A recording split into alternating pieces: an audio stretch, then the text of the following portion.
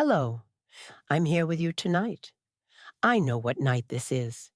This is the night after losing your father. Whether that was today, yesterday, or just days ago, you're here now, and the world feels impossibly different than it did before. Your father is gone. Those words might still feel unreal, like something you're saying about someone else's life, not yours. But it's true, and you're lying here in the dark with that truth, and everything feels wrong. Maybe you're in your childhood bedroom, surrounded by memories. Maybe you're in your own home, far away from where he was. Maybe you're in a hotel room after making arrangements, or on someone's couch because you couldn't bear to be alone. Wherever you are, you're here with this new reality that your father no longer exists in the world. And sleep feels impossible because how can you sleep when everything has changed? I want you to know that I understand this night might be holding many different feelings, and all of them are valid. You might be devastated, hollowed out by a grief so profound you can barely breathe. You might be relieved, and then guilty about that relief. You might be angry at him for leaving, for dying, for never being who you needed him to be, or for being exactly who you needed, and now being gone. You might feel nothing at all, just a strange numbness that worries you because shouldn't you feel something? You might be cycling through all of these feelings in waves, unable to land on any single emotion, because this loss is too complex for simple grief. Your father. That relationship is unlike any other, and his absence leaves a space that's shaped exactly like him, or shaped like the space where he should have been. If he was your hero, your protector, your teacher, your friend, then you've lost your foundation. If he was absent, distant, or difficult, you've lost the possibility of resolution, of change, of ever getting what you needed. If your relationship was complicated, woven through with love and pain in equal measure, then you're grieving both who he was and who he wasn't, mourning the good while acknowledging the harm. All of these experiences are real, and tonight holds all of them. Tonight feels impossible because you're supposed to sleep, to rest, to somehow turn off your mind when your mind is spinning with 1,000 thoughts. How can you sleep when you keep remembering the phone call, or the moment you found out, or the last time you saw him? How can you rest when your body is flooded with adrenaline and shock? How can you close your eyes when every time you do, you see his face, or the hospital room, or the moment everything changed? Your nervous system is on high alert because it's trying to process something massive, something that has altered the fundamental structure of your life. And it doesn't understand that you need sleep right now. I'm here to help you through these next hours, not to make the grief go away, not to fix anything, not to tell you that everything happens for a reason, or that time heals all wounds. I'm here to help you breathe, to help your body release some of the tension it's holding, to guide you toward rest, even though rest seems impossible. We're going to spend the next couple of hours together, moving slowly through this night, acknowledging what's true, making space for all of your feelings, and helping your body find some peace even when your heart is broken. We're going to breathe together. We're going to check in with your body, noticing where you're holding tension and seeing if we can release it, even just a little. We're going to talk about what this loss means, what you're facing, what the coming days and weeks might hold. We're going to acknowledge the complexity of losing your father, in whatever form that loss takes for you. And slowly, gently, we're going to help you move towards sleep, not because sleep will fix anything, but because your body needs rest to face what's coming. You don't have to do anything right now except be here. You don't have to make decisions, plan the funeral, call more people, be strong for anyone, or figure out how to feel. Right now, in this moment, you can just be here with me, breathing, existing, surviving this night. That's enough. You're enough. And we'll get through these hours together. Let's start by taking a breath. Not a deep breath, not a cleansing breath, just a breath. Your body knows how to do this, even when everything else feels foreign. Breathe in through your nose, slowly, gently. 1, 2, 3, 4. Feel the air entering your body, cool in your nostrils, filling your lungs, expanding your belly. Hold it there for a moment, not straining, just pausing. 1, 2, 3, 4. And now release it through your mouth, slowly, steadily. 1, 2, 3, 4, 5, 6. Let it all go, feeling your belly soften, your shoulders drop just slightly. And breathe in again. In through your nose. 1, 2, 3, 4. Notice how your rib cage expands, how your chest rises. Hold it gently. 1, 2, 3, 4. And out through your mouth. 1, 2, 3, 4, 5, 6. Longer on the exhale than the inhale, telling your nervous system that you're safe enough to rest, even just for this moment. Let's do this again. Breathe in. 1, 2, 3, 4. Feel your belly rise like a balloon slowly inflating. Hold. 1, 2, 3, 4. Feel the fullness in your lungs, the expansion in your body. Out through your mouth. 1, 2, 3, 4, 5, 6. Emptying completely, like a wave receding from the shore. Good. You're doing this. You're breathing. That's all you need to do right now. In again. 1, 2, 3, 4. Maybe you notice your mind wandering to your father, to what happened, to what you need to do tomorrow. That's okay. Notice it and come back to the breath. Hold. 1, 2, 3, 4.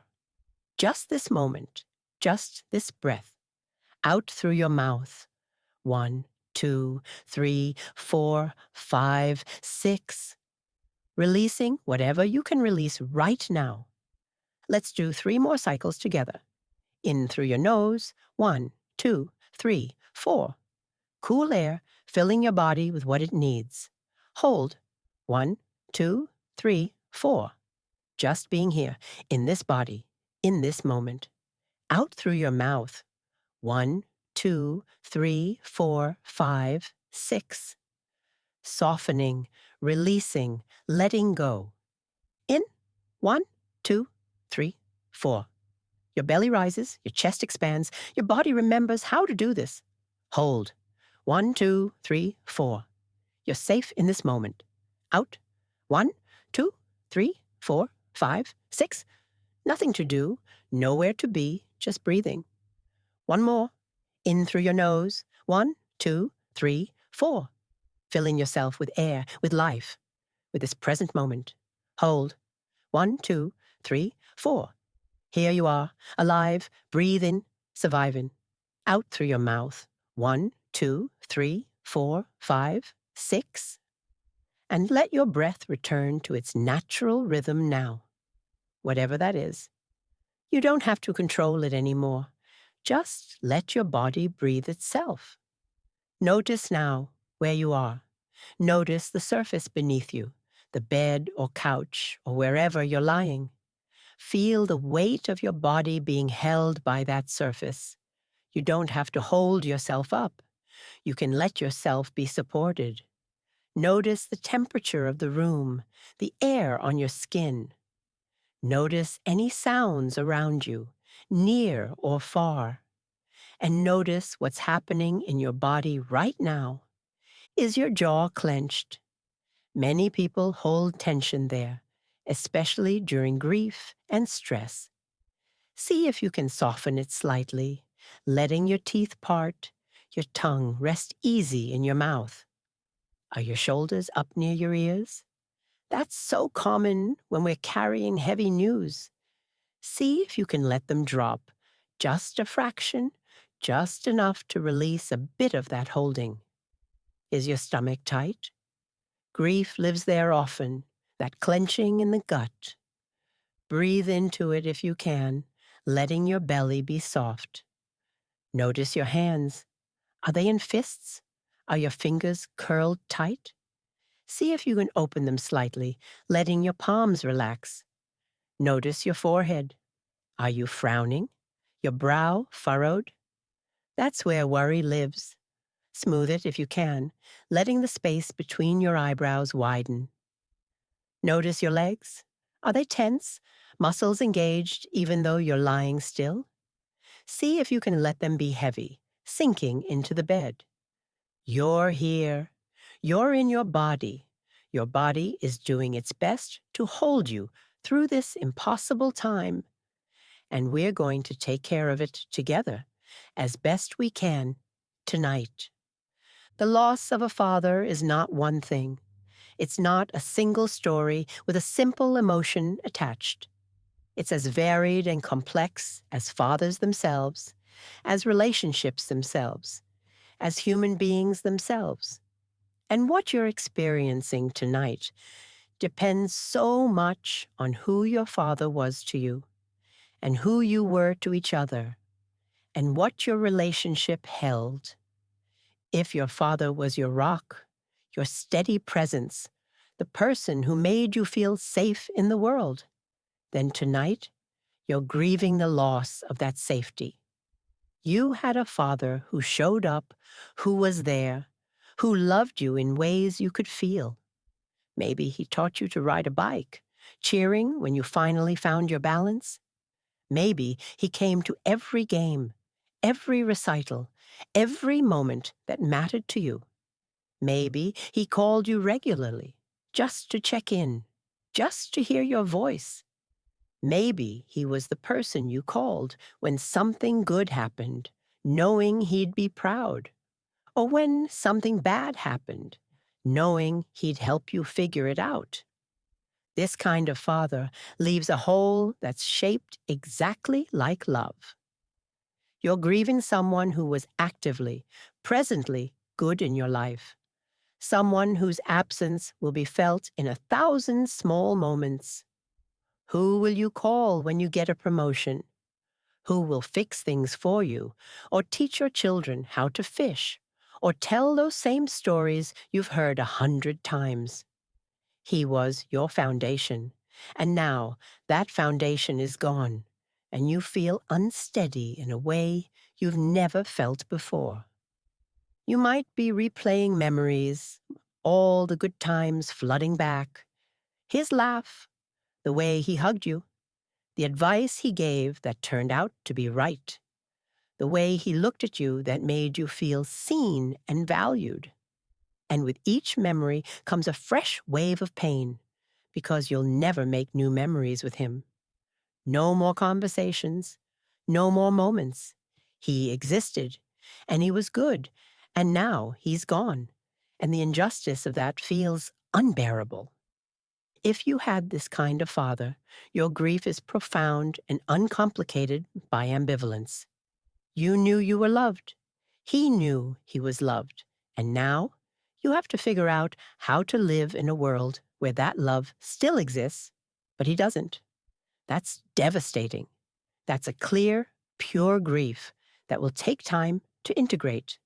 And tonight, you're just at the beginning of that long road, and it feels impossible.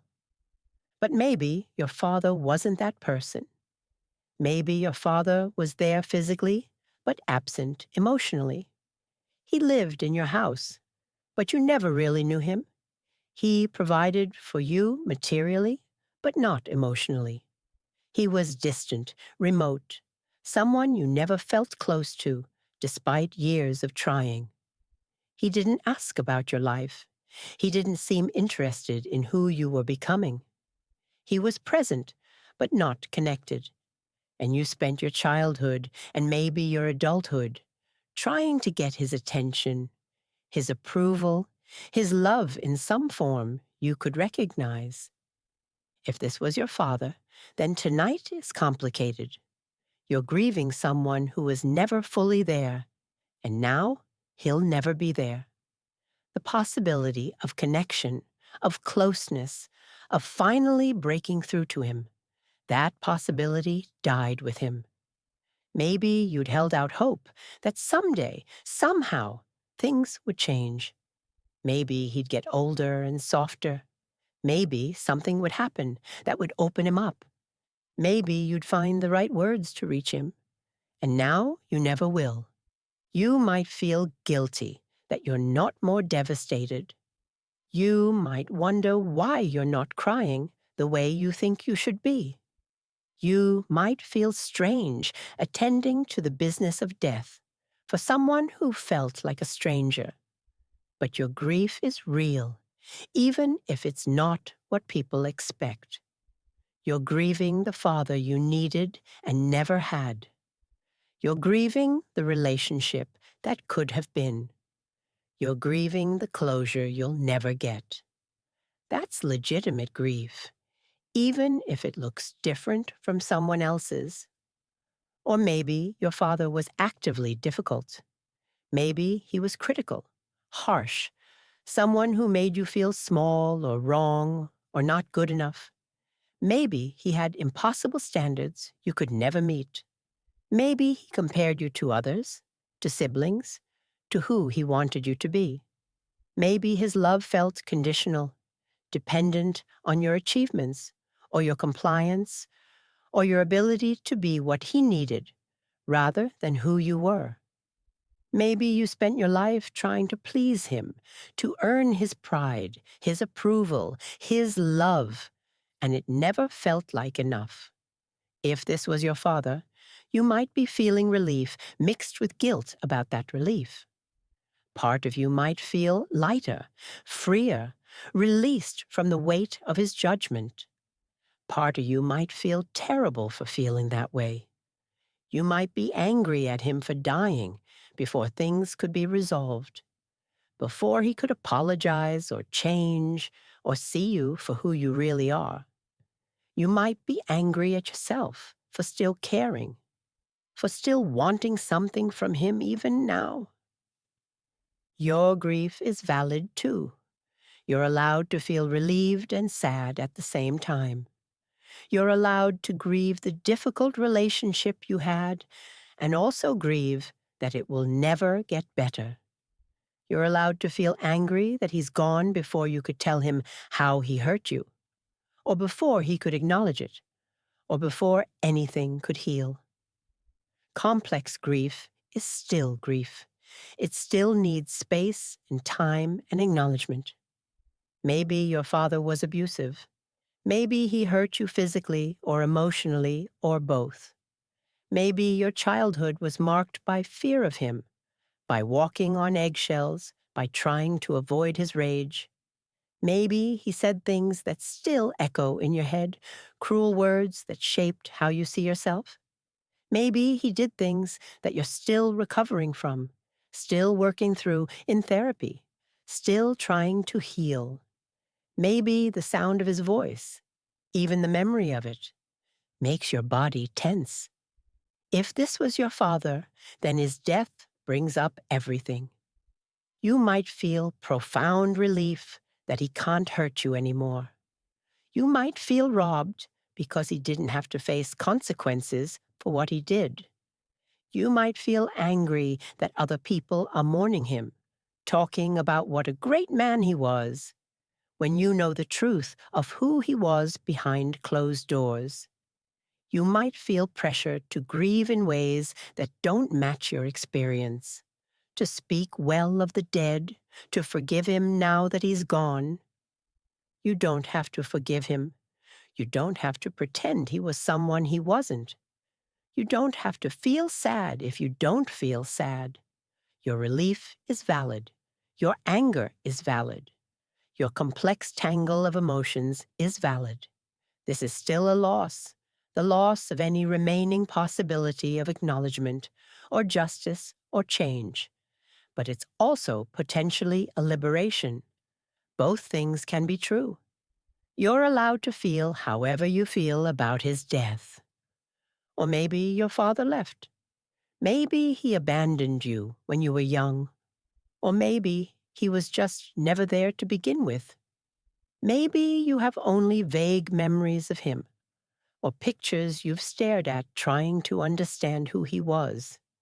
Maybe he had another family, other children he chose over you.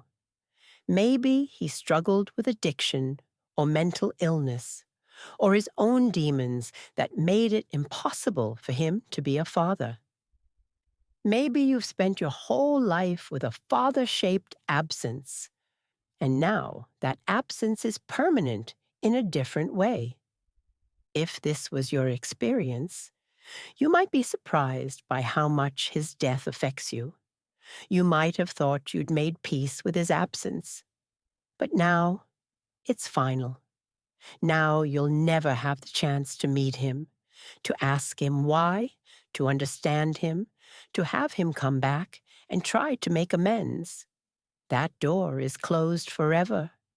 You're grieving someone you barely knew, but the grief is real because he was supposed to know you. He was supposed to be there. And he wasn't. And now he never will be. You might feel angry at people's expectations that you should grieve him. He wasn't there for your life. Why should you be there for his death? But maybe you're also feeling a strange sense of loss, an ache for something you never had. That's real too. You're allowed to grieve the father you needed, even if he wasn't the father you got.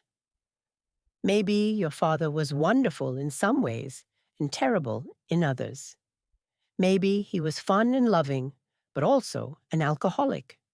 Maybe he was supportive of your dreams, but cheated on your mother. Maybe he was generous and kind, but also irresponsible with money, leaving chaos in his wake. Maybe you have beautiful memories mixed with painful ones, and you don't know how to hold both at once. This kind of complexity might be the hardest to navigate. You can't simply grieve or simply feel relieved. You're holding both love and anger, both gratitude and resentment, both good memories and bad ones. Other people might not understand. They might remember only the good or only the bad. And you're there holding the whole truth, the messy, complicated reality of who he was. You're allowed to grieve this complicated person. You're allowed to miss him and be angry at him. You're allowed to love him and acknowledge he hurt you. You're allowed to hold all of these truths together without resolving them into something simpler. Human beings are complex. Relationships are complex. And grief for complex relationships is some of the hardest work we do. Maybe your relationship with your father changed over time. Maybe you were close when you were young, but grew apart as you got older. Maybe you disagreed about politics, religion, your life choices, your partner, your career. Maybe there was a rift between you that never quite healed. Maybe you were in the process of reconnecting, or maybe you'd given up on that possibility. Maybe the last conversation you had was an argument, and now you'll never have the chance to resolve it. If this was your experience, you might be drowning in regret. You might be replaying that last conversation, wishing you'd said something different, wishing you'd called more often, wishing you'd tried harder to bridge the gap between you. You might be tormented by things left unsaid, by the time you wasted, by the stubbornness on both sides that kept you apart. Please hear this. It's not your fault that you didn't know he would die. You couldn't have known. You were living your life, navigating a difficult relationship the best way you knew how. You're allowed to have had boundaries. You're allowed to have been angry. You're allowed to have needed space. The fact that he died doesn't mean you were wrong to feel what you felt or need what you needed. The regret is natural, but it doesn't mean you failed him. Let's breathe together again, because whatever your relationship with your father was, whatever you're feeling right now, your body is holding all of it, and it needs some release. Breathe in through your nose, slowly, steadily. 1, 2, 3, 4. Feel the expansion in your chest, in your belly, making space for all these complicated feelings. Hold it gently. 1, 2, 3, 4. Just hold in space for yourself right now. And out through your mouth. 1, 2, 3, 4, 5, 6. Releasing what you can, letting go of what's ready to be released. In again. 1, 2, 3, 4. Whatever you're feeling is valid. Hold. 1, 2, 3, 4. You don't have to sort it out right now. Out. 1, 2, 3, 4, 5, 6. You can just feel it, whatever it is. In. 1, 2, 3, 4. Grief, relief, anger, numbness, all of it. Hold. 1, 2, 3, 4. All of it is okay. Out. 1, 2, 3, 4, 5, 6. You're allowed to feel whatever you're feeling. In through your nose. 1, 2, 3, 4. Your father is gone. Hold. 1, 2, 3, 4. That's the truth you're living with now. Out through your mouth. 1, 2, 3, 4, 5, 6. And you're still here, still breathing, still surviving. Let's do 3 more slow breaths. In. 1, 2, 3, 4. Hold. 1, 2, 3, 4. Out. 1, 2, 3, 4, 5, 6. In. 1, 2, 3, 4. Hold. 1, 2, 3, 4. Out. 1, 2, 3, 4, 5, 6. In. 1, 2, 3, 4. Hold. 1, 2, 3, 4. Out. 1, 2, 3, 4, 5, 6. Good. Let your breathing return to normal now, whatever rhythm feels natural. Now let's scan through your body, noticing where you're holding tension, where the grief and stress and shock are living in your physical form. We'll start at the top of your head and work our way down, slowly, taking our time. There's nowhere you need to be except here. Bring your attention to the crown of your head. Notice if there's any sensation there, any tension, any tingling, any warmth or coolness. Just notice it without trying to change it. Move your awareness down to your scalp. Sometimes tension lives here, a tightness like a band around your head. If you notice it, see if you can let it soften, just a little. Imagine your scalp loosening, your hair follicles relaxing. Move down to your forehead. This is where worry lives, where stress creates furrows and lines. Notice if your brow is furrowed, if you're unconsciously frowning. Smooth your forehead if you can, letting the space between your eyebrows widen and soften. Imagine your forehead as a still pond, smooth and undisturbed. Notice your eyes. Are they squeezed shut? Are you holding them tight, as if that will keep reality out? Let your eyes rest gently in their sockets. Let your eyelids be soft, like flower petals resting against your cheeks. Notice your eyebrows, your temples. Release any holding there. Move down to your cheeks, your nose. Let your face be neutral, not smiling, not frowning, just at rest. Notice your jaw now. This is such a common place to hold tension, especially during times of stress and grief. Many people clench their jaws without realizing it, grinding their teeth, holding tight. See if your jaw is clenched right now. If it is, let your teeth part slightly. Let your jaw hang loose and heavy. Let your tongue rest against the bottom of your mouth, soft and relaxed. Notice your lips. Are they pressed together tight? Let them part slightly if they're willing. Let them be soft. Move your awareness to your chin, your throat. Swallow if you need to. Notice any tightness in your throat, that place where emotions get stuck, where we try not to cry. You don't have to cry, but you don't have to hold back either. Just notice what's there. Move down to your neck. Roll your head gently from side to side if that feels okay. Just a small movement, noticing where there's stiffness, where there's holding. Your neck carries the weight of your head, the weight of all your thoughts. And right now, your thoughts are so heavy. See if you can let your neck release, even just slightly, trusting the pillow or surface beneath you to hold the weight of your head. Bring your awareness to your shoulders now.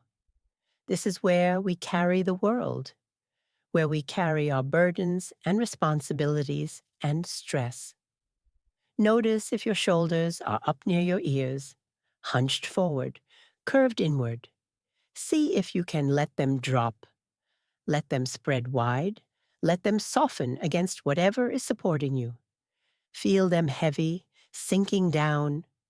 Breathe into your shoulders, and as you exhale, imagine them releasing, letting go, dropping away from your neck. Notice your upper arms, your elbows, your forearms. Is there any tension running through your arms? Let them be heavy, completely heavy, as if they weigh 100 pounds each. Let the bed or couch hold them. You don't have to hold them up. Move your awareness to your wrists, your hands. Are your hands in fists? Are your fingers curled tight? Open them gently, stretching your fingers wide if you can, then letting them relax into a natural curl. Let your palms be soft. Let your hands rest wherever they are, completely supported. Bring your attention to your chest now. This is where heartbreak lives, where grief sits heavy on your sternum, where breathing becomes difficult. Notice your chest, your rib cage, your breasts, or pectoral muscles. Notice your heartbeat. It's still going, keeping you alive, doing its job, even when everything else has stopped. Place a hand on your chest if you want to, feeling the rise and fall of your breath, feeling your heart beating beneath your palm. Thank your heart for continuing to beat, even when it's broken. Move your awareness down to your upper back, between your shoulder blades. This is a place many people hold tension without realizing it. See if you can let your upper back release, spreading wide, sinking into the surface beneath you. Notice your ribs all around your torso, front and back and sides. Let them expand as you breathe in. Let them soften as you breathe out. Bring your attention to your belly now. This is where we hold fear, where we carry anxiety, where grief creates that hollow, nauseated feeling. Notice your stomach, your abdomen. Is it clenched tight? Is it holding? See if you can let your belly be soft, round, undefended. Breathe all the way down into your belly, letting it rise as you inhale, letting it fall as you exhale. It's okay to let your belly be soft. You don't have to hold it in. You're not on display. You can just let it be. Notice your lower back. So many people have tension here, especially when under stress. See if you can release it, letting your lower back soften, letting it make whatever contact it wants with the surface beneath you. Notice your sides, your waist, your hips. Let them be heavy. Bring your awareness to your pelvis, your hip bones, your sits bones making contact with the bed or couch. Feel the weight of your body being held there. You don't have to hold yourself up. Let yourself be held. Notice your genitals, your buttocks. No judgment, just noticing. Let everything be soft, released. Move your attention down to your thighs. Let them be completely heavy, sinking down, supported fully. Notice your knees. If they're bent, let them be gently bent. If they're straight, let them be straight. No effort needed. Let your knees rest. Notice your calves, your shins. Are you pointing your toes unconsciously? Are you flexing your feet? Let your lower legs be heavy and loose, muscles relaxed. Bring your awareness to your ankles, to your feet. Let your feet be completely relaxed, toes pointing wherever they naturally point. Notice your heels, the balls of your feet, the arches. Notice each toe, from your big toe to your little toe. Let them all relax. Let your feet be heavy, warm, at rest. Now take a moment to notice your whole body at once, from the crown of your head to the tips of your toes. This is your body. It's holding all of your grief, all of your shock, all of your complicated feelings. It's doing its best. And right now, it's here, on this bed or couch, being held by the surface beneath you. You are held. Your body is held. You can let go a little bit. You can rest. Let's talk about what just happened. The last day or 2 or 3, however long it's been since your father died. Because the way you found out, the way it happened, that's part of what's keeping you awake right now. That moment is playing on repeat in your mind, and you need to acknowledge it, to give it space, to let it be as big and painful as it is. Maybe you got a phone call. That's how it happens for so many people. The phone rings, and somehow you know before you answer that something is wrong. Maybe it was the middle of the night, that particular ring that makes your heart skip. Maybe it was your mother on the other end, or your sibling, or a hospital, and the words came out in a rush, or in careful, measured tones. But either way, they were the words you didn't want to hear. Your father has died. Your father is gone. Your dad didn't make it. However they said it, that was the moment your world split into before and after. Maybe you were doing something completely mundane when you got the call. Making dinner, driving, at work, watching TV. The ordinariness of the moment before makes it worse somehow. 1 second, you were living your normal life, thinking about normal things, and the next second, nothing was normal anymore, and will never be normal again. Maybe you dropped what you were holding. Maybe you gasped or cried out or went very, very still. Maybe you asked them to repeat it because you couldn't quite absorb it the first time. Maybe you felt your legs go weak, your vision narrow, your whole body go into shock. Or maybe you were there. Maybe you watched him die. Maybe you were in the hospital room, holding his hand, talking to him, watching the monitors. Maybe his death was expected, the end of a long illness, and you'd been preparing for it. But it still felt shocking when it actually happened. That last breath, the way the machines change their sounds, the stillness that follows. The moment of waiting to see if there will be another breath, and then realizing there won't be. This is it. He's gone.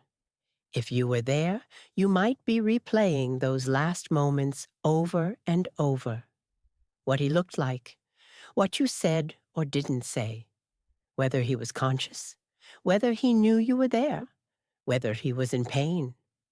You might be holding the weight of having witnessed death, which is a particular kind of weight. You might be grateful you were there, or traumatized by being there, or both at the same time. Or maybe you weren't there, and you wish you had been. Maybe you were traveling, or you didn't make it in time, or you chose not to go for reasons that made sense then, but now you're questioning. Maybe you said goodbye to him last week or last month, and that was the last time, and you didn't know it was the last time. Maybe you had a chance to be there, and you didn't take it, and now the regret is eating you alive. Please hear this. You did the best you could with what you knew at the time. If you weren't there, you had reasons. Maybe they were good reasons. Maybe they were complicated reasons. Maybe they were the only reasons you could manage in that moment. You didn't know exactly when he would die. You couldn't have known. The guilt is natural, but it doesn't mean you did something wrong. Maybe his death was sudden, a heart attack, a stroke, an accident, something that happened without warning. Maybe he was fine yesterday or this morning, and now he's gone. Maybe you just talked to him. Maybe you had plans to see him next week. The shock of sudden death is particular and profound. There was no time to prepare, no time to say goodbye, no time to say the things you meant to say. He was just there, and then he wasn't. And your mind can't quite catch up to that reality. If it was sudden, you might be in a particular kind of shock, that floating feeling when nothing seems quite real. You might be waiting for him to call, or expecting him to walk through the door, or thinking you need to tell him something, before remembering that you can't. The suddenness makes it harder to believe. There's no narrative arc, no decline, no final chapter. Just an abrupt end, and your mind keeps looking for the rest of the story. Maybe it was a suicide. Maybe your father took his own life. And now you're dealing not just with grief, but with a particular kind of trauma and confusion and anger. Why did he do it? Didn't he know how much pain it would cause? Didn't he love you enough to stay? Could you have prevented it? Did you miss the signs? These questions might be tormenting you, going around and around with no good answers. If your father died by suicide, please know that it wasn't your fault. Depression, mental illness, hopelessness, they are powerful forces, and you couldn't have fixed them for him. You couldn't have loved him into staying. Whatever happened, whatever led to his decision, it wasn't because you weren't enough or didn't do enough. The guilt and the what-ifs are natural, but they're not the truth. The truth is that he was in more pain than he could bear, and that's a tragedy, and it's not your fault. Maybe you'd been estranged from him, and you got the news from someone else, not even family. Maybe a mutual friend or a relative you barely know. Maybe you're finding out about arrangements that have already been made without your input. Maybe you're not even sure if you're welcome at the funeral. This kind of loss is complicated by disconnection, by years of distance, by the strangeness of mourning someone you'd already lost in some ways. Maybe the manner of his death is itself difficult. Maybe he was sick with something that changed who he was at the end. Maybe dementia took him before his body gave out, and you'd already been grieving the loss of him as himself. Maybe addiction killed him, and you're angry at him for it, angry that he chose substances over life, over you. Maybe the way he died was undignified or painful or traumatic, and that's making everything harder. However it happened, whatever the circumstances, there was a moment when you learned he was gone. That moment is significant. That moment changed everything, and you're allowed to be in shock. You're allowed to be replaying it. You're allowed to be stuck in that moment, unable to move forward yet. Your mind is trying to process something massive, and it does that by going over and over the same ground, looking for understanding, looking for a way to make it make sense. But it doesn't make sense. Death doesn't make sense. Not really. It's too big, too final, too impossible. Your father was alive, a living, breathing human being with thoughts and feelings and history and presence. And now he's not. His body is dead. He's gone from the world. That shouldn't be possible, but it is. And it happened. And you're trying to integrate that impossible fact into your understanding of reality. Let's breathe together, because you're holding so much right now, and your body needs help letting go of even a fraction of it. Breathe in through your nose, slowly, gently. 1, 2, 3, 4. Taking in air, taking in this moment. Hold it softly. 1, 2, 3, 4. You're alive. You're here. Out through your mouth. 1, 2, 3, 4, 5, 6. Releasing the tightness, the tension, the holding. In again. 1, 2, 3, 4. You learned he was gone. Hold. 1, 2, 3, 4. That moment is part of you now. Out. 1, 2, 3, 4, 5, 6. But it's not the only moment. There will be other moments. In. 1, 2, 3, 4. Right now, you're breathing. Hold. 1, 2, 3, 4. That's real too. Out. 1, 2, 3, 4, 5, 6. This moment is real too. In through your nose. 1, 2, 3, 4. Feel your belly expand. Hold. 1, 2, 3, 4. Notice your body, still here, still functioning. Out through your mouth. 1, 2, 3, 4, 5, 6. Still carrying you through this. Let's do 3 more breaths together. In. 1, 2, 3, 4. Hold. 1, 2, 3, 4. Out. 1, 2, 3, 4, 5, 6. In. 1, 2, 3, 4. Hold. 1, 2, 3, 4. Out. 1, 2, 3, 4, 5, 6. In. 1, 2, 3, 4. Hold. 1, 2, 3, 4. Out. 1, 2, 3, 4, 5, 6. Good. Let your breath find its own rhythm now. Let's check in with your body again, particularly with your chest and your heart, because that's where so much of this grief is living.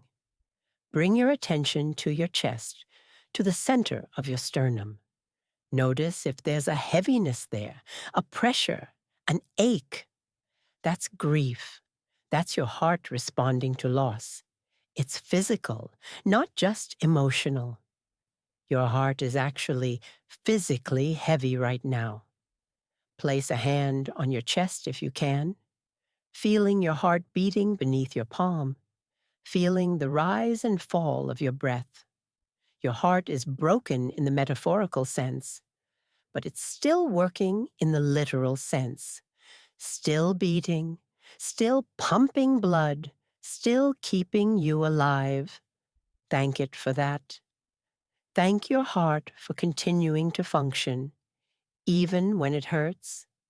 Breathe into your chest, imagining your breath reaching all the way into your heart, surrounding it with warmth, with oxygen, with care.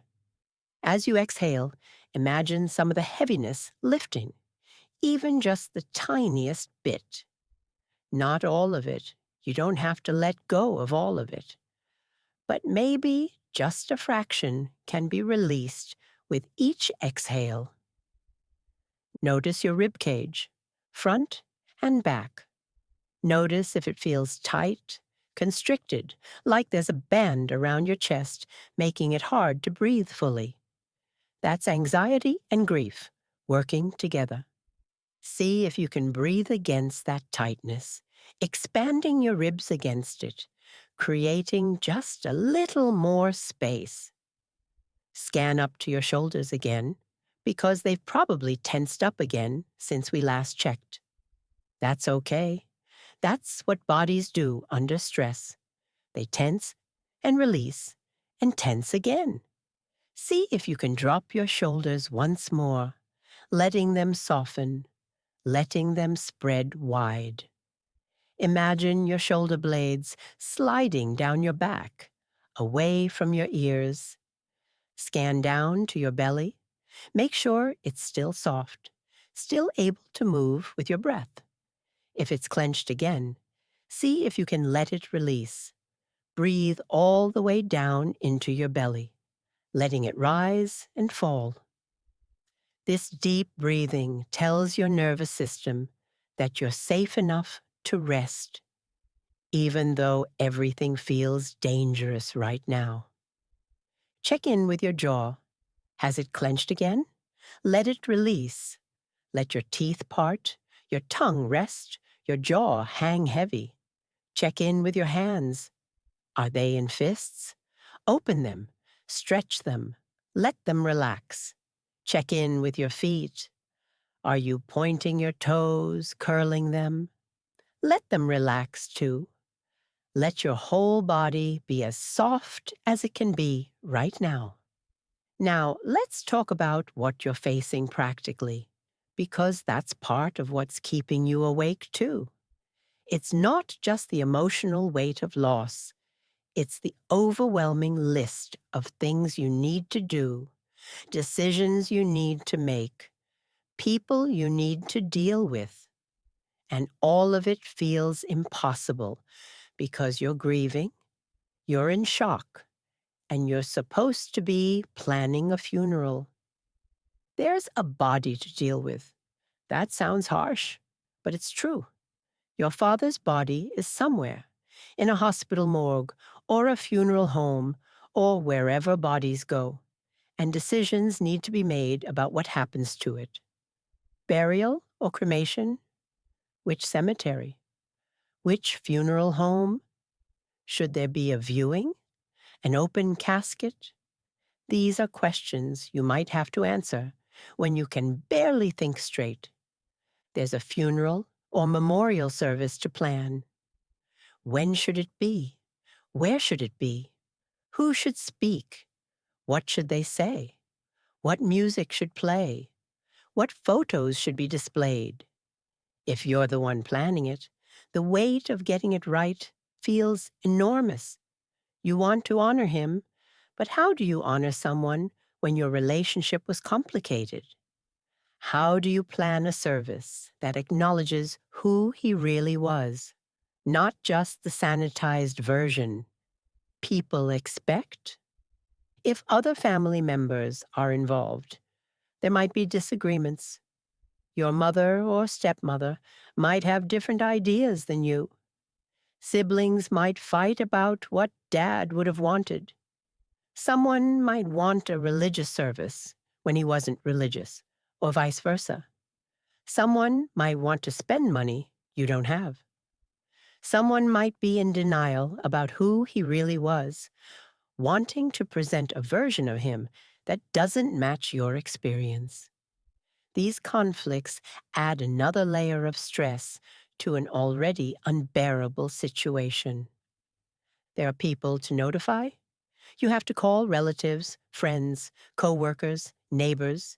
You have to say the words over and over. My father died. Each time you say it, it becomes a little more real and a little more unreal at the same time. Some people will cry. Some will say awkward things. Some won't know what to say at all. You'll have to comfort people who are calling to comfort you. It's exhausting and strange and necessary. People will say unhelpful things, even when they mean well. They'll say he's in a better place, though you don't believe in that, or it doesn't make you feel better.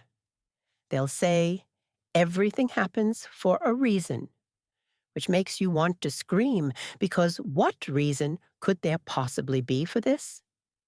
They'll say, you're strong, you'll get through this, time heals all wounds, at least he's not suffering anymore. At least you had him for as long as you did. All of these platitudes, while meant to comfort, often just make things worse because they minimize your pain or rush you toward acceptance you're not ready for.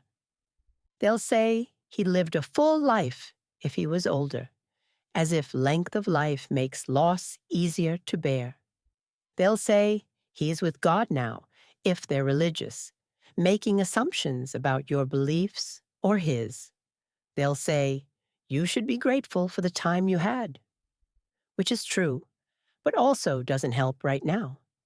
They'll tell you stories about their own losses, trying to connect, but sometimes just making you feel like your loss is being compared or minimized.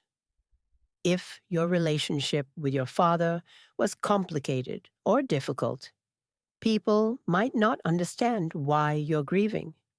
They might say things like, well, you weren't even close to him, or I thought you hated him, or at least now you don't have to deal with him anymore. They think they're being understanding, but they're actually invalidating your grief. They don't understand that you can grieve someone you had a difficult relationship with, that you can miss someone you also resented, that loss is loss regardless of the complexity. There's money to deal with. Funerals are expensive, shockingly expensive, and someone has to pay for it. Maybe your father had life insurance. Maybe he didn't. Maybe he had savings. Maybe he died in debt. Maybe there's an estate to settle. Or maybe there's nothing at all. Maybe you're expected to contribute financially when you can't afford it. Maybe you're the executor, stuck dealing with all of this administrative nightmare when you can barely function. There's his stuff, his belongings, his clothes, his home if he had one, his car, his possessions. At some point, soon or later, you'll have to deal with all of it. Sort through his things. Decide what to keep, what to donate, what to throw away. Each item is a decision, and each decision is painful. Do you keep his watch, his tools, his books? What do you do with his photos, his papers, his collections? How do you dismantle a life? If he had a spouse or partner, you might have to navigate their grief alongside your own. Their loss might be different from yours, deeper in some ways, more complicated in others. There might be jealousy or competition about who misses him more, who has the right to grieve most. There might be conflicts about how to handle things.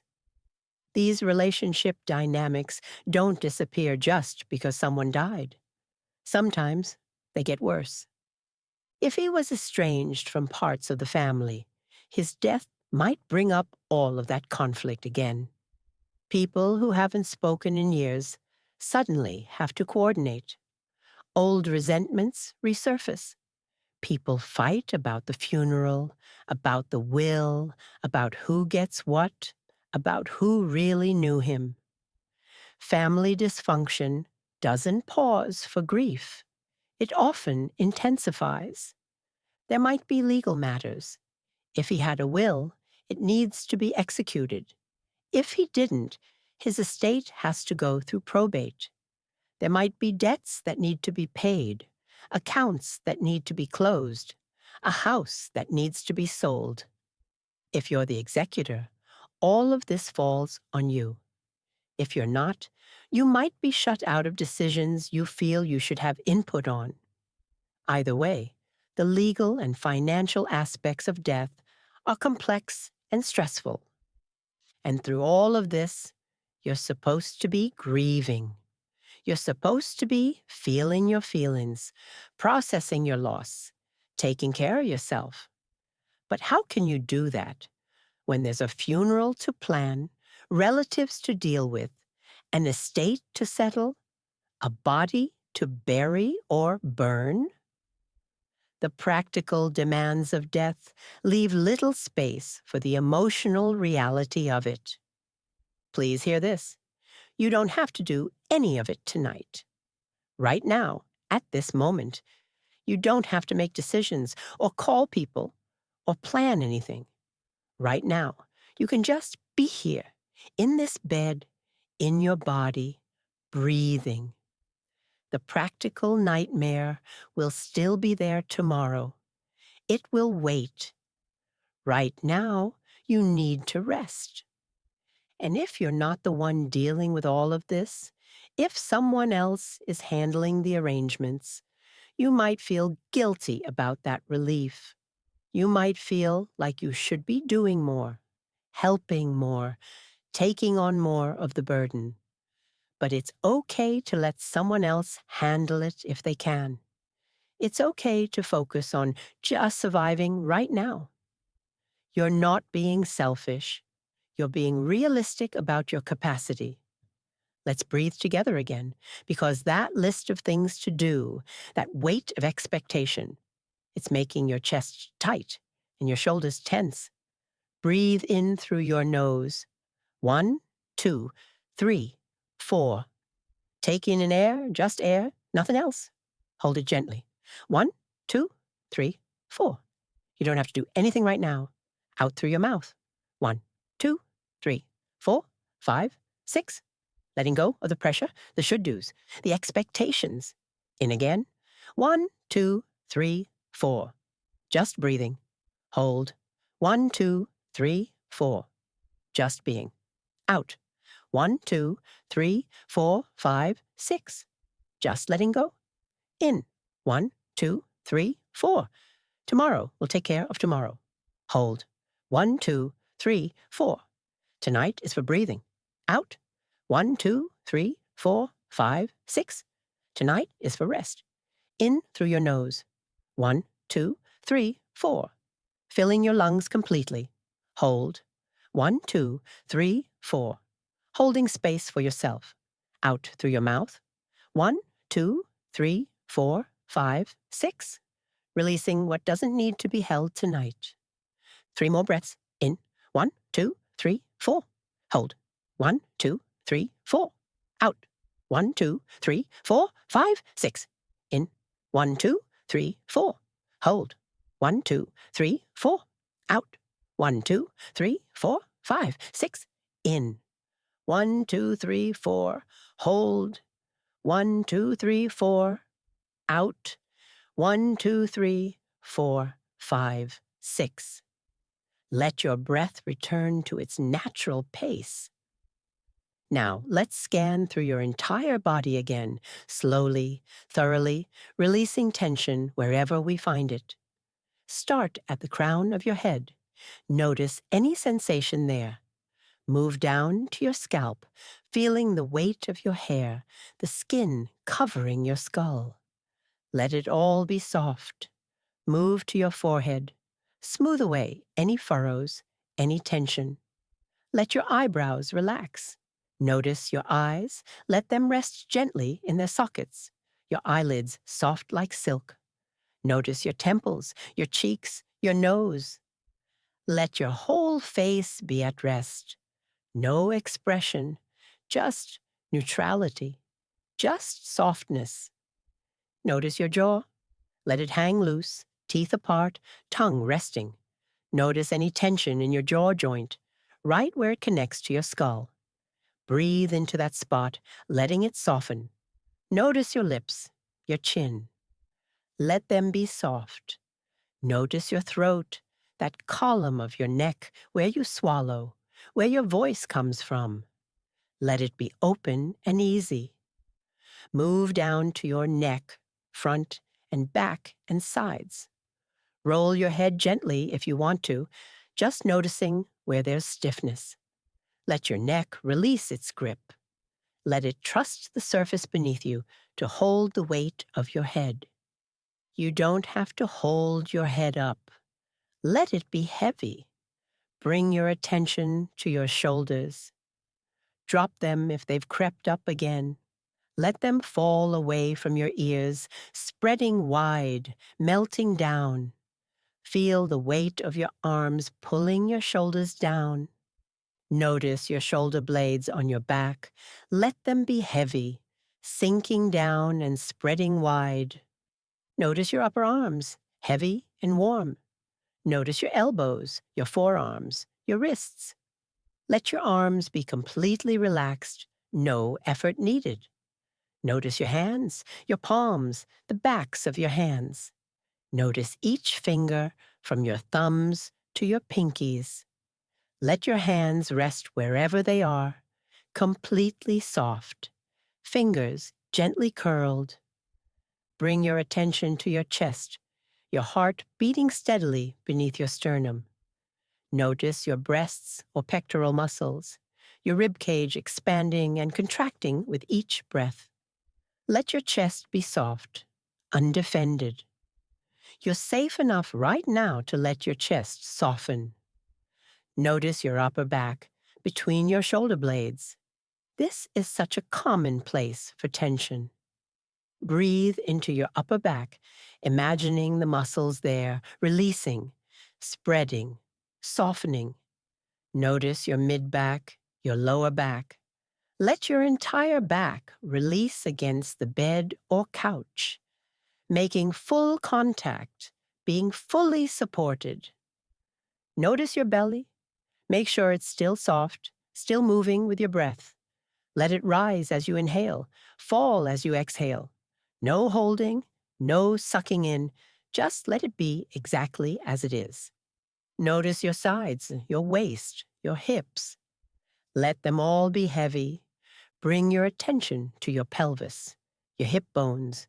Feel your body weight resting there, being held by the surface beneath you. Notice your buttocks, your sits bones. Let them be soft. Notice your genitals with no judgment, just neutral awareness. Let everything in your pelvis be relaxed. Move down to your thighs, those powerful muscles. Let them be completely heavy, sinking down, no engagement, no holding. Notice your knees. Let them be soft, whether they're bent or straight. Notice your calves, your shins. Let your lower legs be heavy, relaxed, warm. Notice your ankles, those complex joints. Roll them gently in circles if that feels good. Then let them rest. Notice your feet, the heels, the arches, the balls of your feet. Notice your toes, all 10 of them. Let your feet be completely relaxed. Toes pointing wherever they naturally want to point. Take a moment to sense your whole body at once. From the top of your head to the tips of your toes, this is you. This is your physical form, doing its best to hold you through this impossible time. Your body is resilient.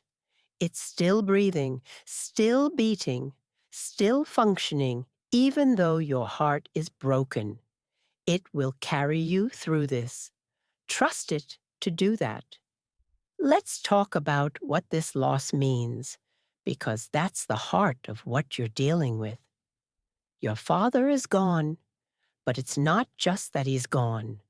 It's what his absence takes with it. What does it mean to lose your father? If he was a good father, a present father, someone who loved you and showed it, then you've lost your sense of safety in the world. Fathers, when they're good, are supposed to be a shield between you and the world. They're supposed to make you feel protected, defended, like someone has your back no matter what. Even as an adult, even when you don't need that protection in practical ways anymore, there's a comfort in knowing your father is there, that someone exists in the world who would fight for you, who thinks you're important, who cares if you're okay. Now that's gone. You're alone in the world in a way you weren't before. There's no one standing between you and whatever comes. No one to call when things go wrong.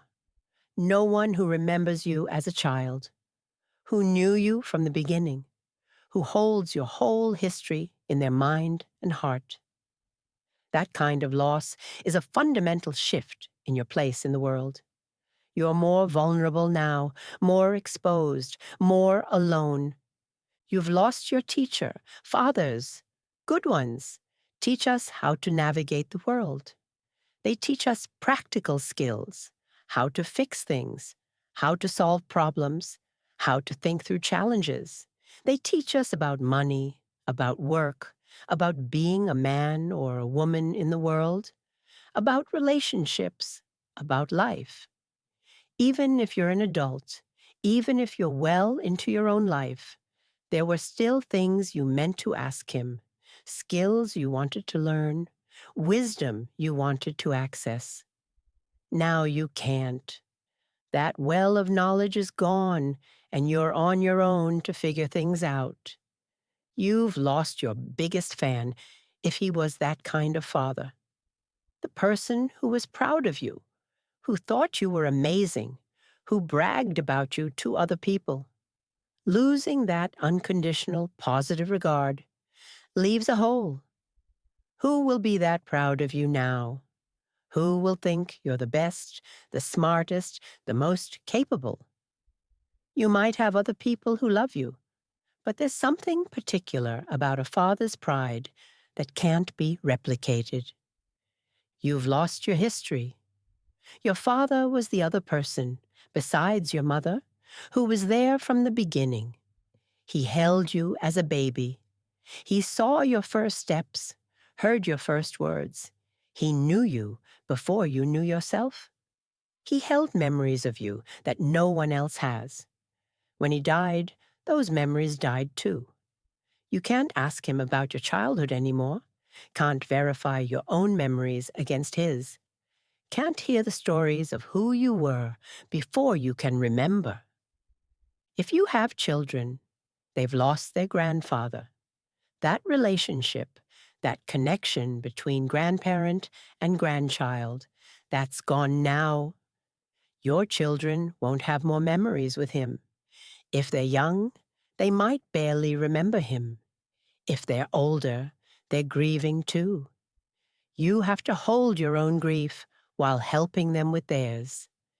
And you're grieving not just for yourself, but for them, for what they're losing, for the relationship they won't get to have. You've lost a generation of buffer. While your father was alive, you weren't the oldest generation. You weren't next. Now you are. You've moved up in the lineup, closer to death yourself. Your own mortality feels more real, more present. You're not someone's child anymore in the same way. You're an orphan at any age.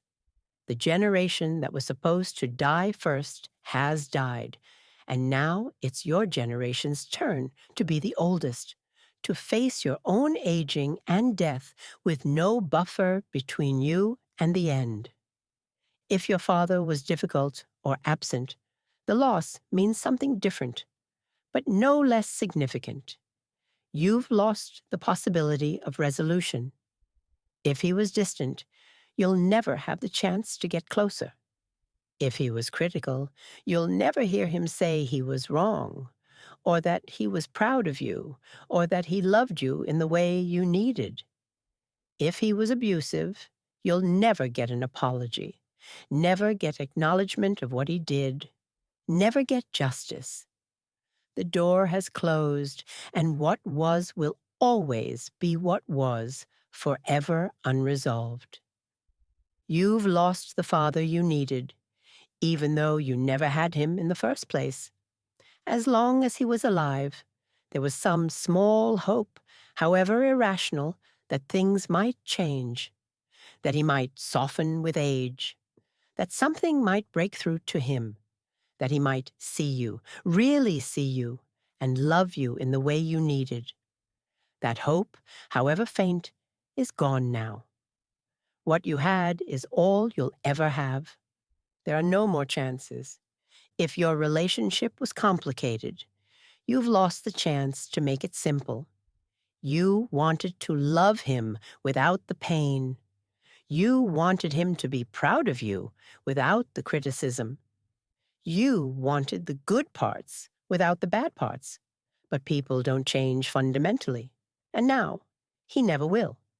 You're left holding both the love and the hurt, both the good memories and the bad ones, and you'll carry both forever. Because there's no resolution, no clarity, no simple narrative of who he was to you. You might be grieving the loss of protection you never had. Even if your father wasn't protective, even if he didn't make you feel safe, there's a loss in knowing that he won't be there.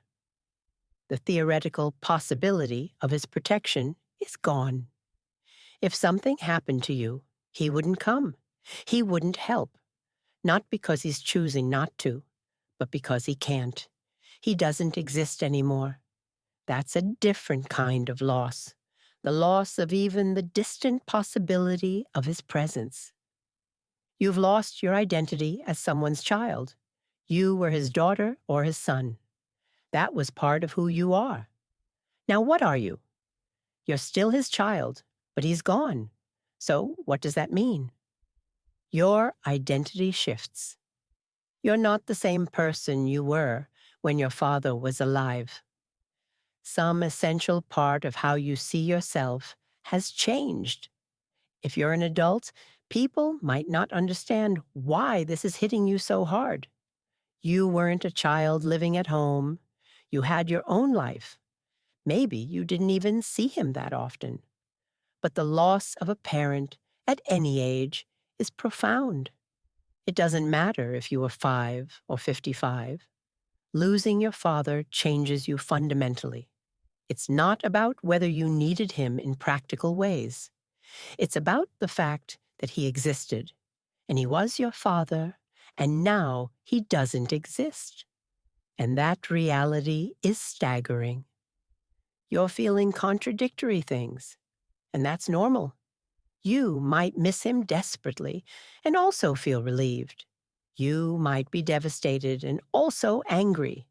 You might love him and also hate what he did or didn't do. You might be grieving him and also grieving your childhood, your relationship, yourself. All of these feelings can coexist. Grief isn't simple. Love isn't simple. Family isn't simple. You don't have to sort it all out.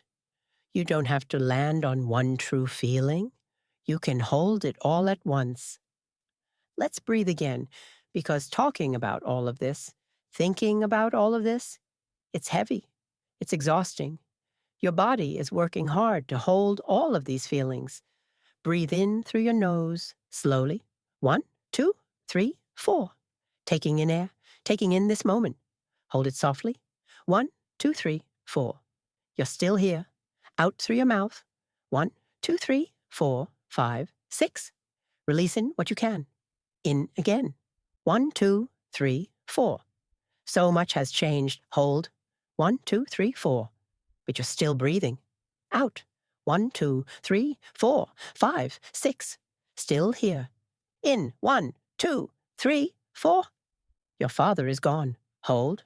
1, 2, 3, 4. That's the truth. Out. 1, 2, 3, 4, 5. And you're surviving it. In through your nose. 1, 2, 3, 4. All the contradictory feelings. Hold. 1, 2, 3, 4. All of it is valid. Out through your mouth.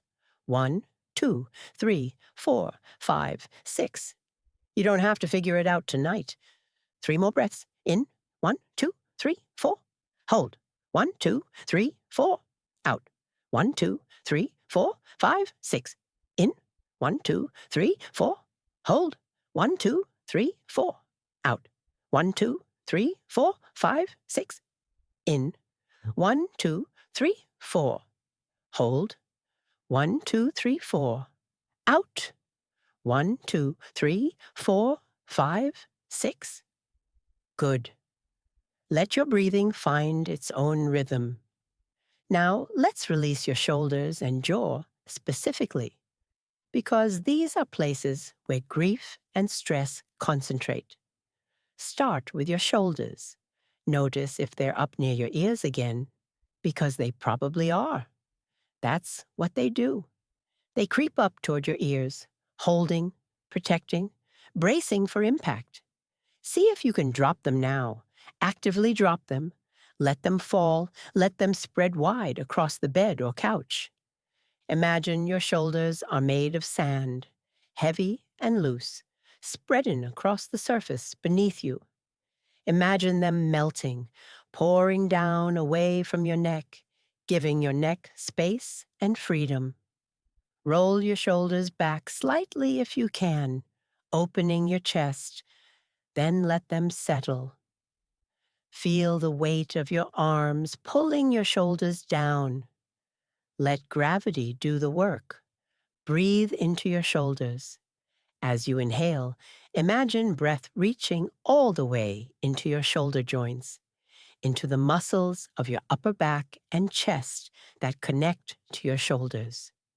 As you exhale, imagine all the tension in those muscles releasing, draining away, leaving your shoulders soft and heavy and at rest. Now your jaw. This is probably clenched again. That's okay. It's one of the most common places people hold tension, especially during stress and grief. Notice your jaw right now. Are your teeth clenched together? Is your jaw tight? See if you can let it go. Let your teeth part, your jaw hang loose and heavy. It might feel strange, vulnerable even, to let your jaw be completely relaxed, but try it. Let your lower jaw be heavy, pulling down slightly. Notice if you're biting the inside of your cheek or pressing your tongue against the roof of your mouth. These are subtle ways we hold tension. Let your tongue rest at the bottom of your mouth, soft and loose. Let your cheeks be soft. Let your lips part slightly if they're willing. Breathe into your jaw. Imagine breath flowing into your jaw joint, right where it connects to your skull. This is where so much tension lives. As you exhale, imagine that tension releasing, melting away, leaving your jaw soft and easy. Do this for several breaths, just focusing on your jaw, letting it release more and more with each exhale. Move your jaw gently from side to side if that feels okay. Just a tiny movement, noticing where there's stiffness or clicking or tightness. Then let it rest in the center, completely relaxed, no effort needed. You might feel your face change, softening, releasing the mask of stress you've been wearing. That's good. Let it soften. Check in with your shoulders again. Have they crept back up? Drop them once more. This is an ongoing process, not a one-time fix. Your body will tense up again and again, and you'll need to release it again and again. That's normal. That's how bodies work, especially under stress. Just keep checking in, keep releasing, keep letting go as much as you can. Notice your whole upper body now, your shoulders, your neck, your jaw, your face, your chest. See if all of it can be a little softer, a little more relaxed. You don't have to be perfect at this. You don't have to release all the tension. Just a little bit is enough. Just noticing is enough. Let's talk about the coming days, weeks, and months, because your mind is probably jumping ahead to that, worrying about how you'll get through it all. Let me walk you through what's likely to come so the unknown feels a little less frightening. Tomorrow, tomorrow you'll wake up, and for just a moment, you might forget that your father is gone. Then you'll remember, and it will hit you all over again. That moment of remembering, of the truth crashing back in. That's one of the hardest parts of early grief. It happens every morning for a while, that brief forgetting, and then the painful remembering. Tomorrow, you'll have to face people. Maybe you'll have to go to the funeral home to make arrangements. Maybe you'll have family come into your house. Maybe you'll have to go to work, or call in, or figure out what to tell people. You'll have to navigate other people's reactions, their sympathy, their awkwardness, their inability to know what to say. You'll have to hold space for their feelings while you're drowning in your own. Tomorrow, you might have to tell more people. Making those phone calls, sending those messages, each one requiring you to say the words again. My father died. Each conversation making it more real.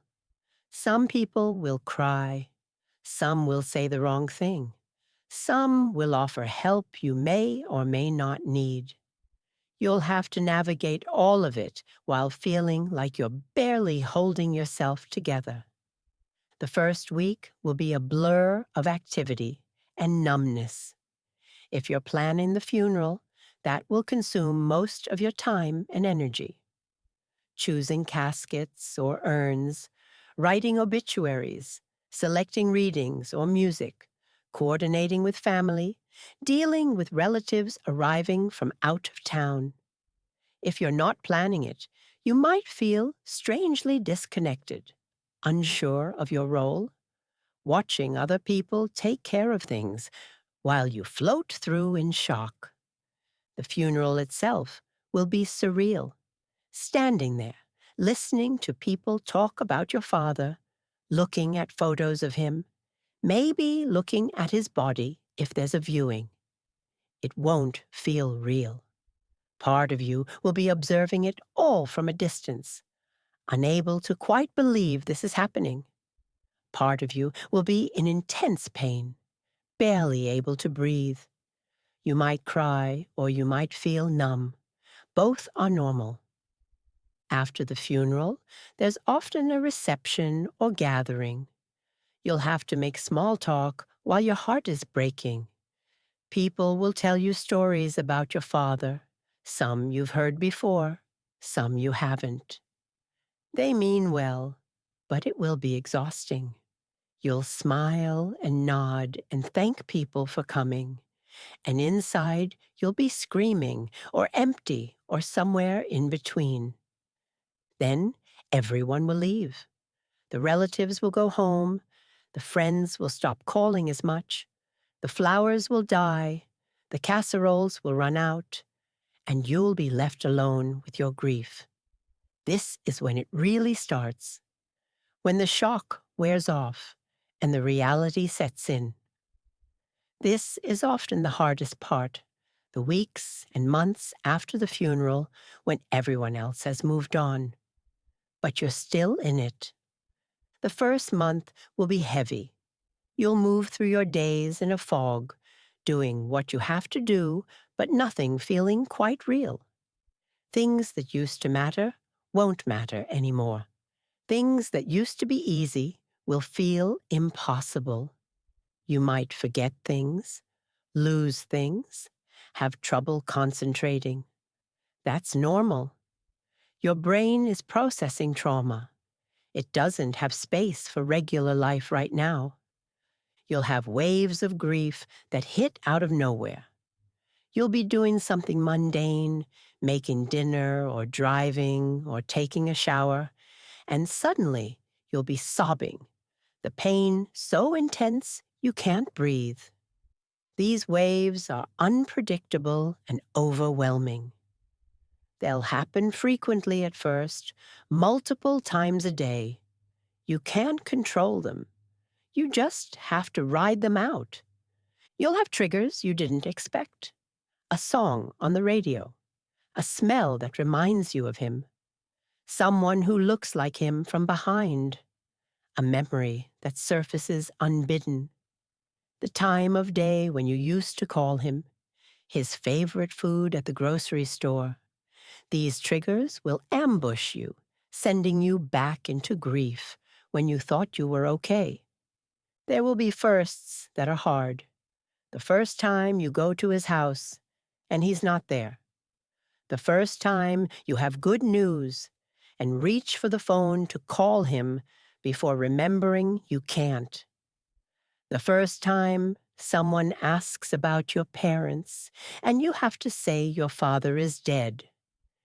Each first is a small trauma, a reminder of what you've lost. Holidays and anniversaries will be brutal. The first Thanksgiving, Christmas, his birthday, Father's Day. These days will loom large in your mind, filling you with dread. They'll be hard, probably harder than you anticipate. You'll get through them, but they'll hurt. That's okay. It's supposed to hurt. You're not doing it wrong if it hurts. The first year is about survival. It's about getting through each day, each week, each milestone. It's not about healing or moving on or finding meaning. It's just about surviving. Don't let anyone tell you otherwise. Don't let anyone push you to grieve faster, to be over it, to get back to normal. There is no normal anymore. There's just the new reality, and it takes time to adjust to it. Some weeks will be better than others. You'll have days where you feel almost okay, where you laugh at something, or enjoy a moment, or forget to be sad for a while. Then you'll feel guilty for feeling okay, like you're betraying your father or your grief. That guilt is common, but misplaced. It's okay to have good moments. It doesn't mean you love him less or miss him less. It just means you're still alive, and life includes moments of lightness, even in the midst of grief. Some weeks will be terrible. You'll feel like you're going backward, like you're worse than you were right after he died. That's normal, too. Grief isn't linear. It doesn't progress in a straight line from bad to better. It spirals, it loops back. You'll revisit the same pain again and again, sometimes with the same intensity as the first time. That's how grief works. It's not a sign that something's wrong with you. Around 3 to 6 months in, the shock will have worn off completely, and the reality will be fully set in. This is sometimes when grief feels heaviest, when you can no longer deny that he's really gone, that this is really your life now. People will expect you to be doing better by then, but you might actually feel worse. That disconnect between what people expect and what you're experiencing can be isolating. By the end of the first year, you'll have survived a complete cycle of seasons without him. You'll have made it through all the holidays, all the anniversaries, all the firsts. That's significant. That's an accomplishment. But you won't be done grieving. You'll still miss him. You'll still have hard days. The grief will have changed, become more integrated into your life rather than consuming all of it. But it won't be gone.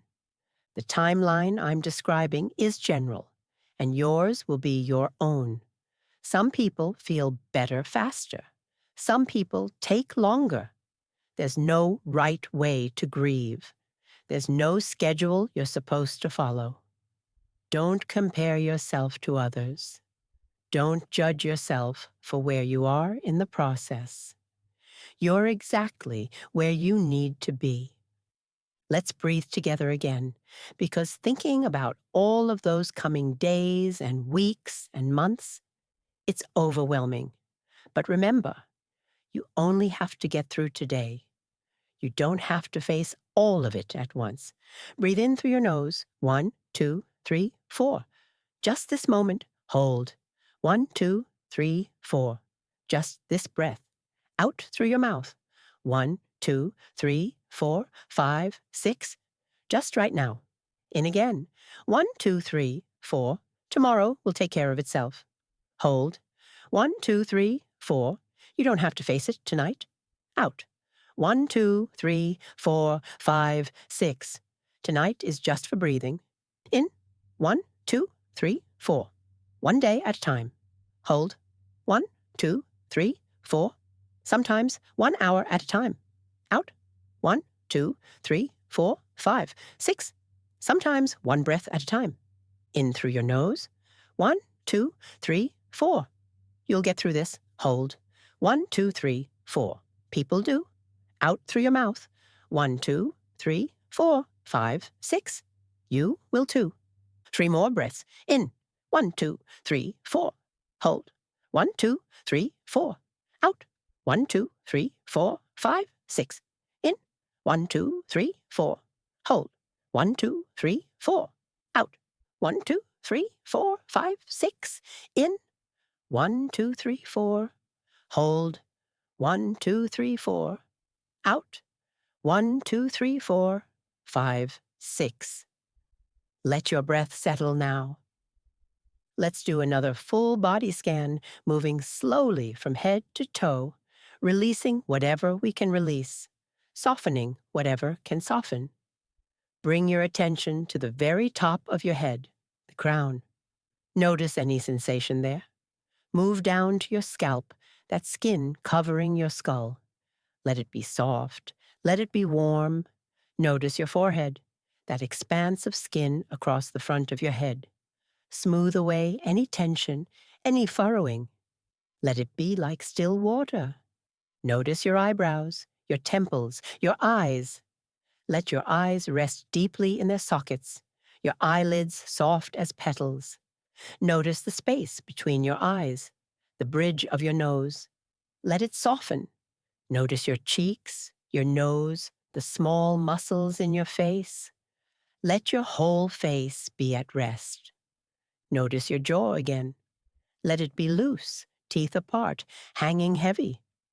Notice your lips, soft and relaxed. Notice your tongue, resting at the bottom of your mouth. Notice your throat, your neck, that column that holds your head up. Let it release, trusting the surface beneath you to do the holding. Move down to your shoulders. We keep coming back to the shoulders because they keep tensing up. That's okay. Drop them again now, letting them fall, letting them spread, letting them be heavy and soft and wide. Feel the weight of your arms pulling them down. Let gravity do the work of releasing your shoulders. Notice your upper arms, from your shoulders to your elbows. Let them be heavy, warm, relaxed. Notice your elbows, those joints in the middle of your arms. Notice your forearms, from your elbows to your wrists. Let them be loose. No engagement, no holding. Notice your wrists, those delicate joints. Roll them gently in circles if you like. Then let them rest. Notice your hands, your palms, the backs of your hands. Notice each finger, each thumb. Let your hands be soft, fingers gently curled, completely at rest. Bring your attention to your chest, your heart space. Feel your heart beating, steady and strong. Feel your lungs expanding and contracting with each breath. Let your chest be soft, open, undefended. You're safe enough right now to let your chest soften. Notice your ribs, all the way around your torso, front and back and sides. Notice how they move with your breath, expanding and contracting. Let them move freely, easily. Notice your upper back, between your shoulder blades. Breathe into that space, letting it expand, letting it release. Notice your belly, your stomach, your abdomen. Make sure it's still soft, still moving with your breath. Let it rise as you inhale, fall as you exhale. No holding, no sucking in. Just let it be. Notice your lower back, that curve at the base of your spine. Let it soften. Let it release against the bed or couch. Notice your hips, your pelvis, your sit bones. Feel the weight of your body resting there. Let it be heavy. Notice your buttocks, soft and relaxed. Notice your genitals with neutral awareness. Let everything in your pelvic area be soft, released, at rest. Notice your thighs, those large, powerful muscles. Let them be completely heavy, no engagement at all, just sinking down into the bed. Notice your knees, whether they're bent or straight. Let them be soft, joints relaxed. Notice your calves, your shins. Let your lower legs be heavy and warm. Notice your ankles, those joints that do so much work. Let them be soft now, at rest. Notice your feet, from your heels to your toes. Notice your heels, the arches of your feet, the balls of your feet. Notice all 10 toes.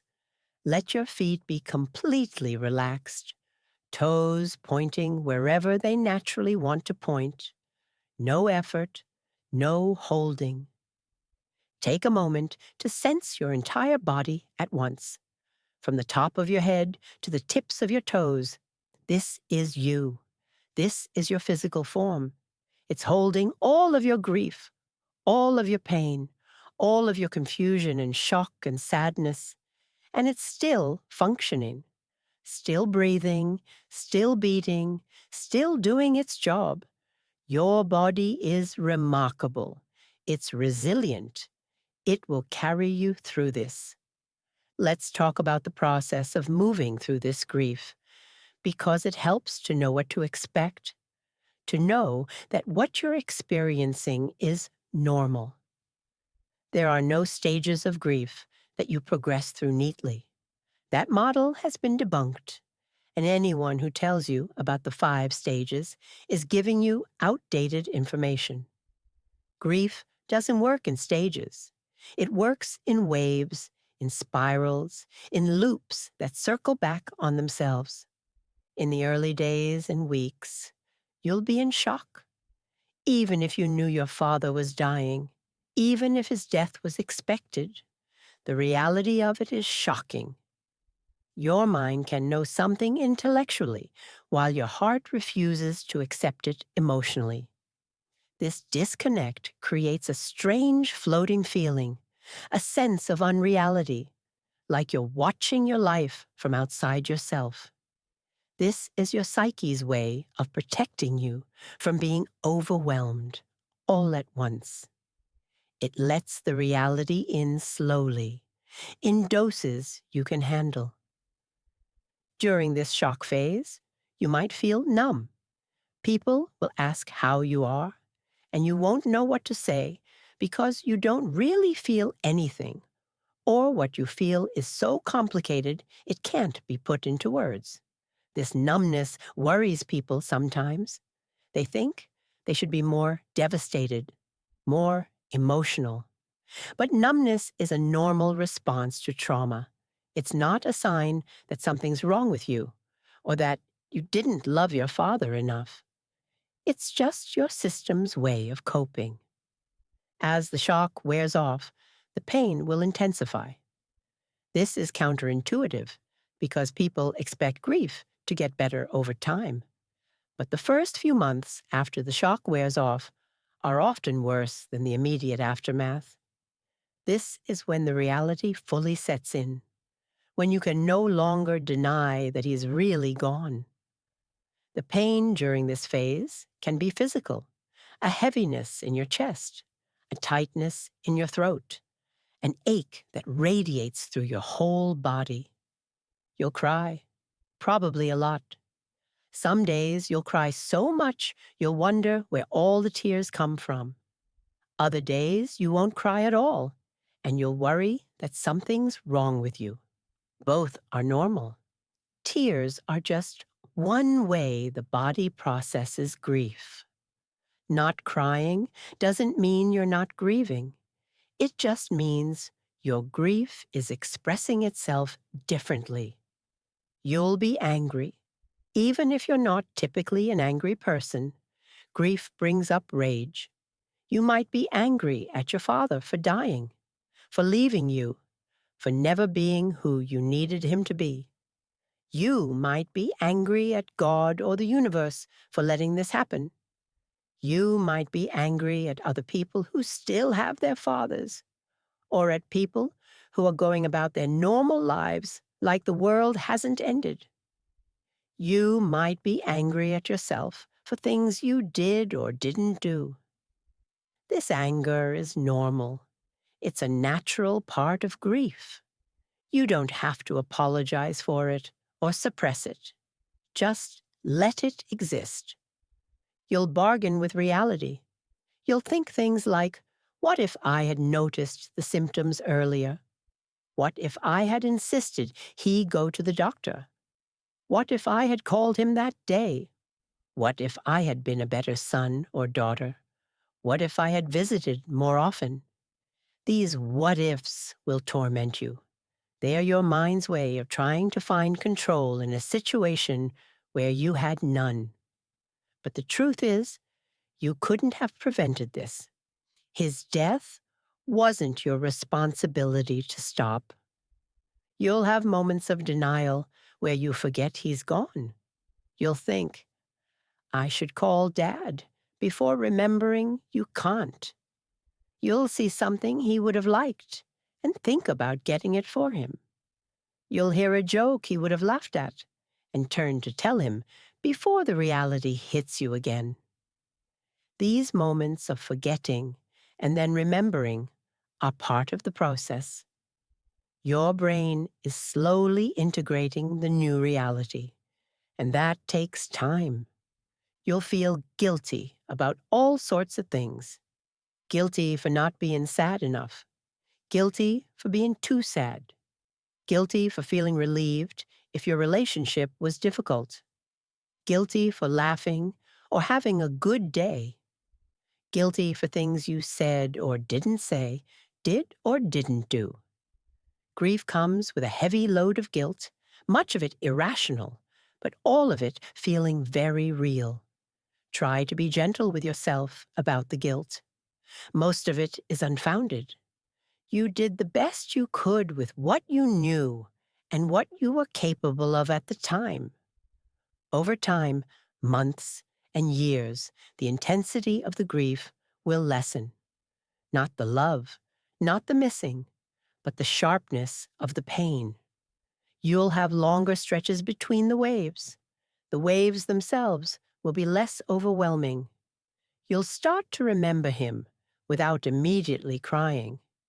You'll be able to think about good memories without being destroyed by sadness. This doesn't mean you're forgetting him or betraying him. It means you're healing, which is what you're supposed to do. The grief will integrate into your life rather than consuming it. It will become part of who you are, woven into your story, present but not dominating. You'll always miss him. You'll always wish he was here for important moments. But the pain will become bearable. You'll learn to carry it, to live alongside it, to have a full life that includes both joy and grief at the same time. This process takes longer than anyone tells you.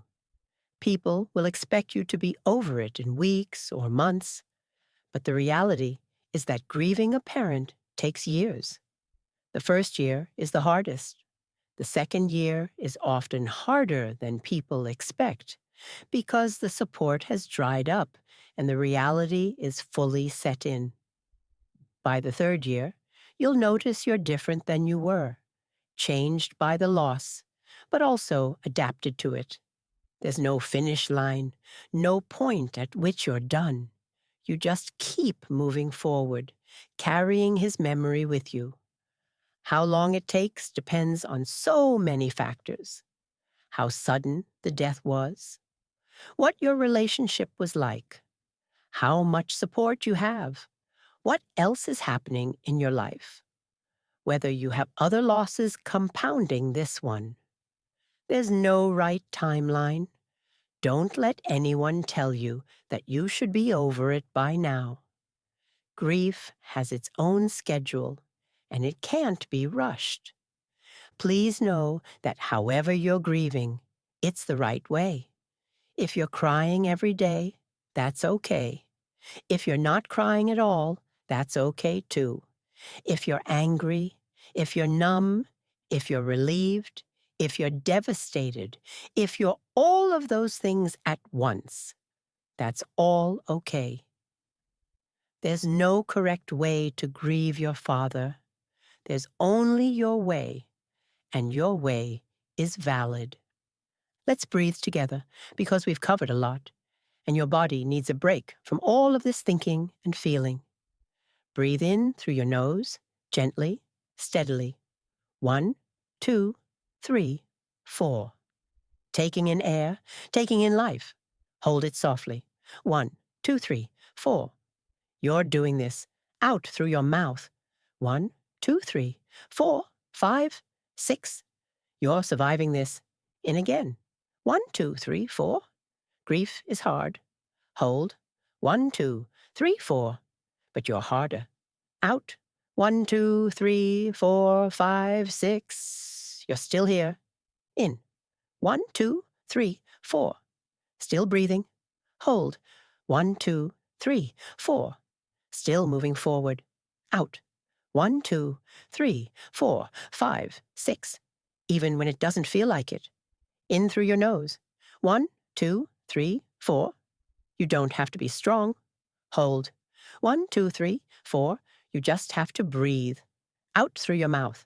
1, 2, 3, 4, 5, 6. And you're doing that. 3 more breaths. In. 1, 2, 3, 4. Hold. 1, 2, 3, 4. Out. 1, 2, 3, 4, 5, 6. In. 1, 2, 3, 4. Hold. 1, 2, 3, 4. Out. 1, 2, 3, 4, 5, 6. In. 1, 2, 3, 4. Hold. 1, 2, 3, 4. Out. 1, 2, 3, 4, 5, 6. Let your breathing return to normal.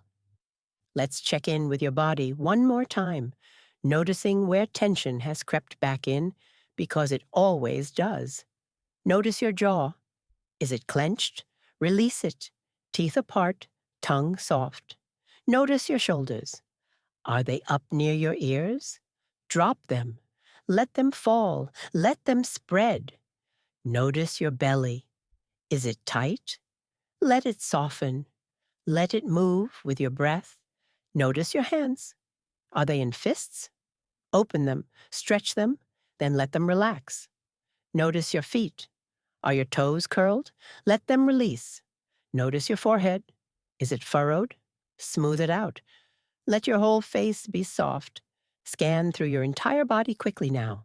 Head, neck, shoulders, arms, hands, chest, back, belly, hips, legs, feet.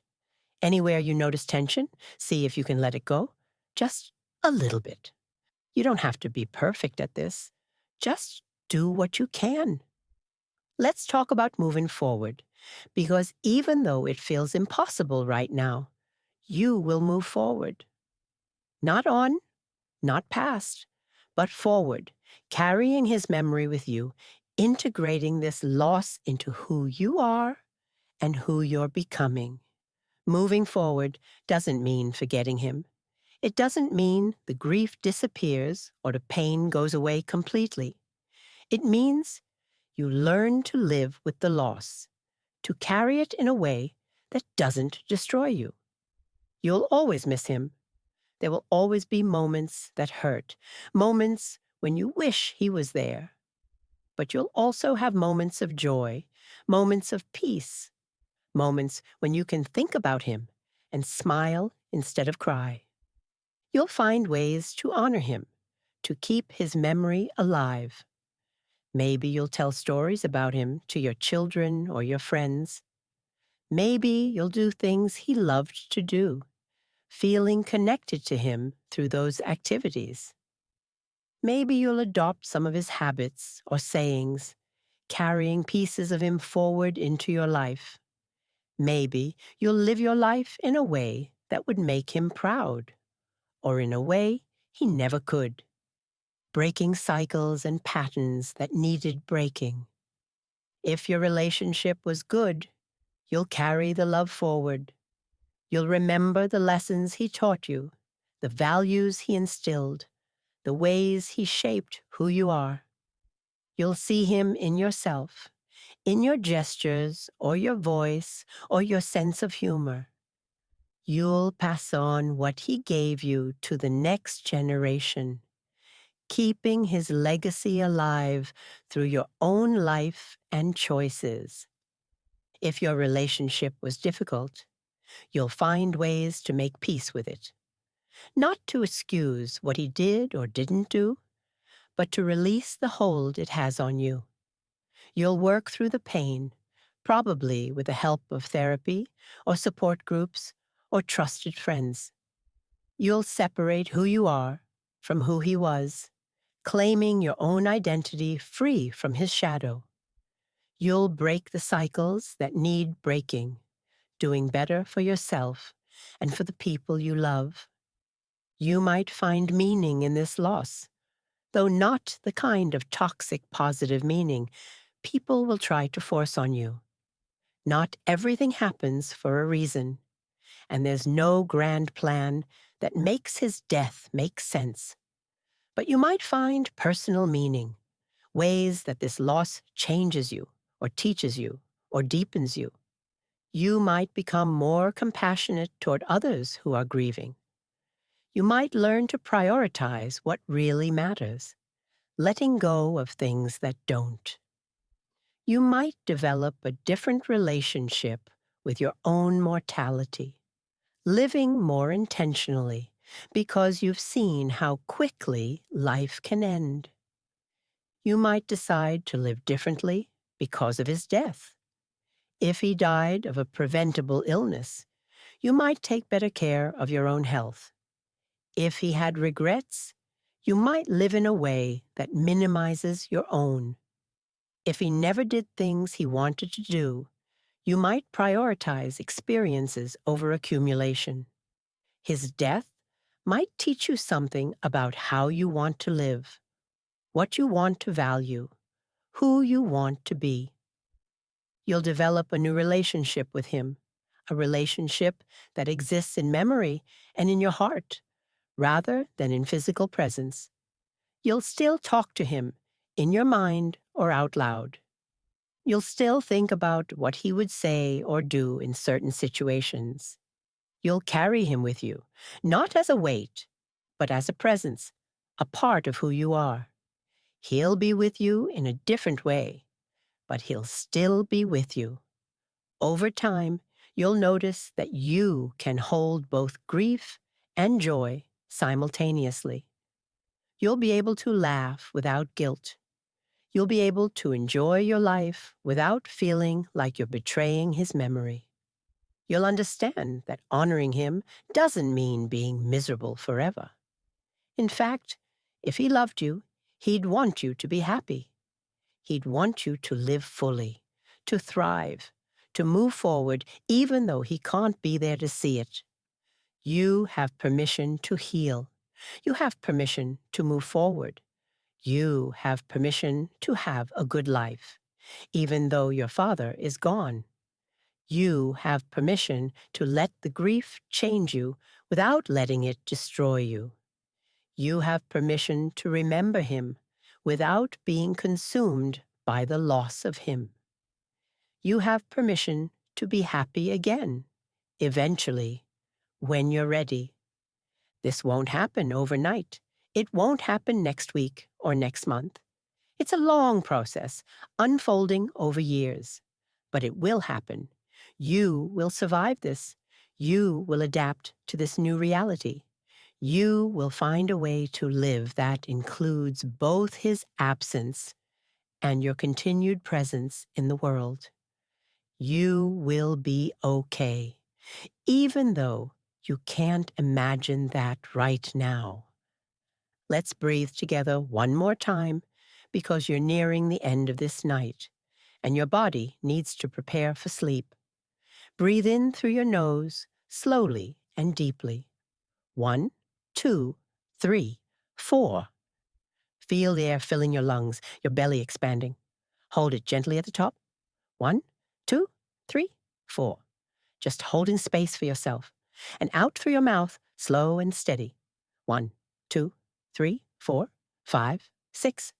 Releasing everything you can release. In again. 1, 2, 3, 4. You've been through so much. Hold. 1, 2, 3, 4. You're still here. Out. 1, 2, 3, 4, 5, 6. Still breathing. In. 1, 2, 3, 4. Tomorrow will come. Hold. 1, 2, 3, 4. You'll face it when it does. Out. 1, 2, 3, 4, 5, 6. Right now, you can rest. In through your nose. 1, 2, 3, 4. Your father is gone. Hold. 1, 2, 3, 4. That's true. Out through your mouth. 1, 2, 3, 4, 5, 6. And you're going to be okay. That's true too. 3 final breaths. In. 1, 2, 3, 4. Hold. 1, 2, 3, 4. Out. 1, 2, 3, 4, 5, 6. In. 1, 2, 3, 4. Hold. 1, 2, 3, 4. Out. 1, 2, 3, 4, 5, 6. In. 1, 2, 3, 4. Hold. 1, 2, 3, 4. Out. 1, 2, 3, 4, 5, 6. Now, as we move toward the end of our time together tonight, I want you to know something important. You're going to survive this. I know you can't feel that right now. I know it seems impossible. But people do survive the loss of their fathers, even when the grief feels unsurvivable, even when the pain is so intense they can't imagine living with it. They survive, and so will you. You are stronger than you know. That's not meant to be a platitude or to minimize your pain. It's just a fact. The human capacity to endure is remarkable.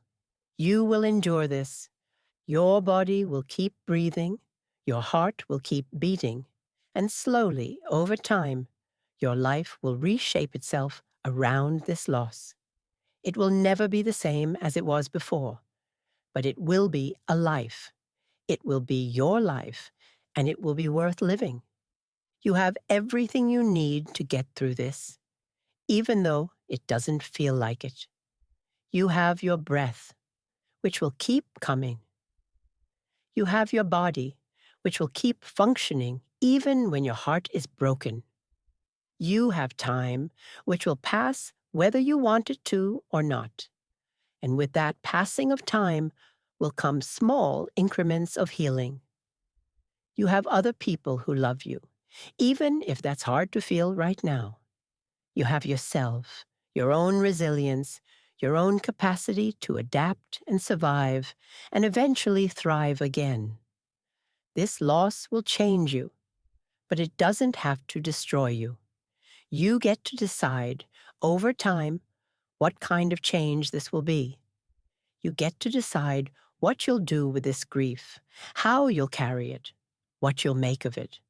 That's not something you have to figure out tonight or tomorrow or next month. It's something that will unfold over years. But you have agency in that process. You're not just a victim of this loss. You're a survivor of it. And survivors have power. The pain you're feeling right now is a testament to love. If you didn't care, you wouldn't hurt. The depth of your grief reflects the significance of the relationship, whatever form that relationship took.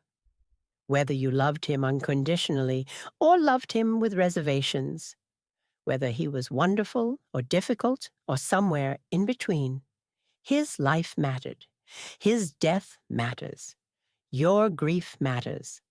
Don't let anyone minimize it or rush you through it. Take all the time you need. Ignore anyone who tells you to be over it, to move on, to get back to normal. There is no timeline for grief. There is no finish line you're supposed to cross. There's just the ongoing process of learning to live with loss, and that process takes as long as it takes. Be patient with yourself. Be gentle with yourself. You're doing the best you can, and that's enough. Tomorrow morning will come. The sun will rise whether you want it to or not. You'll open your eyes, and you'll have to face another day without your father. That will be hard. Some mornings will be harder than others. But you'll do it. You'll get out of bed. You'll put your feet on the floor. You'll take a shower, get dressed, eat something. You'll do the next thing, and then the next thing, and then the next. That's all you have to do, just the next thing. You don't have to know how you'll get through the next month or the next year. You just have to get through tomorrow. And then the day after that. One day at a time, 1 hour at a time, one breath at a time. That's how people survive impossible things. They break it down into manageable pieces, and they just keep going. You're not alone in this experience. Millions of people have lost their fathers before you. Millions more will lose theirs after you. It's one of the most universal human experiences, this loss of a parent. That doesn't make your pain less significant or less unique to you, but it does mean you're not isolated in it. Other people know what this feels like. Other people have survived it. You can too. There are people who love you and want to help you, even if you can't feel their presence right now. Reach out to them when you're ready. Let them bring you food. Let them sit with you in silence. Let them help with practical things. You don't have to go through this alone. Accepting help isn't weakness. It's wisdom. It's understanding that grief is too big to carry by yourself. If you need professional help, get it. If the grief becomes too overwhelming, if you're having thoughts of harming yourself, if you can't function for weeks on end, please talk to a therapist or counselor who specializes in grief. There's no shame in needing help. Grief is hard work, and sometimes we need guidance to do it. But for tonight, right now, all you need to do is rest. Your body needs sleep, even if your mind is racing, even if the grief feels too big to allow for rest. Your body needs to repair, to restore, to gather strength for tomorrow. So let's help it do that. Let's do one final, very slow body scan. We're going to move through your entire body, from the top of your head to the tips of your toes, releasing everything we can release, softening everything that can soften, preparing your body for sleep. Bring your attention to the very crown of your head, that spot right at the top where, as a baby, you had a soft spot. Notice any sensation there. Is there tingling, warmth, coolness? Just notice. Move your awareness down to your scalp, all the skin covering your skull. Let it be loose and soft. Imagine it softening like butter in the sun.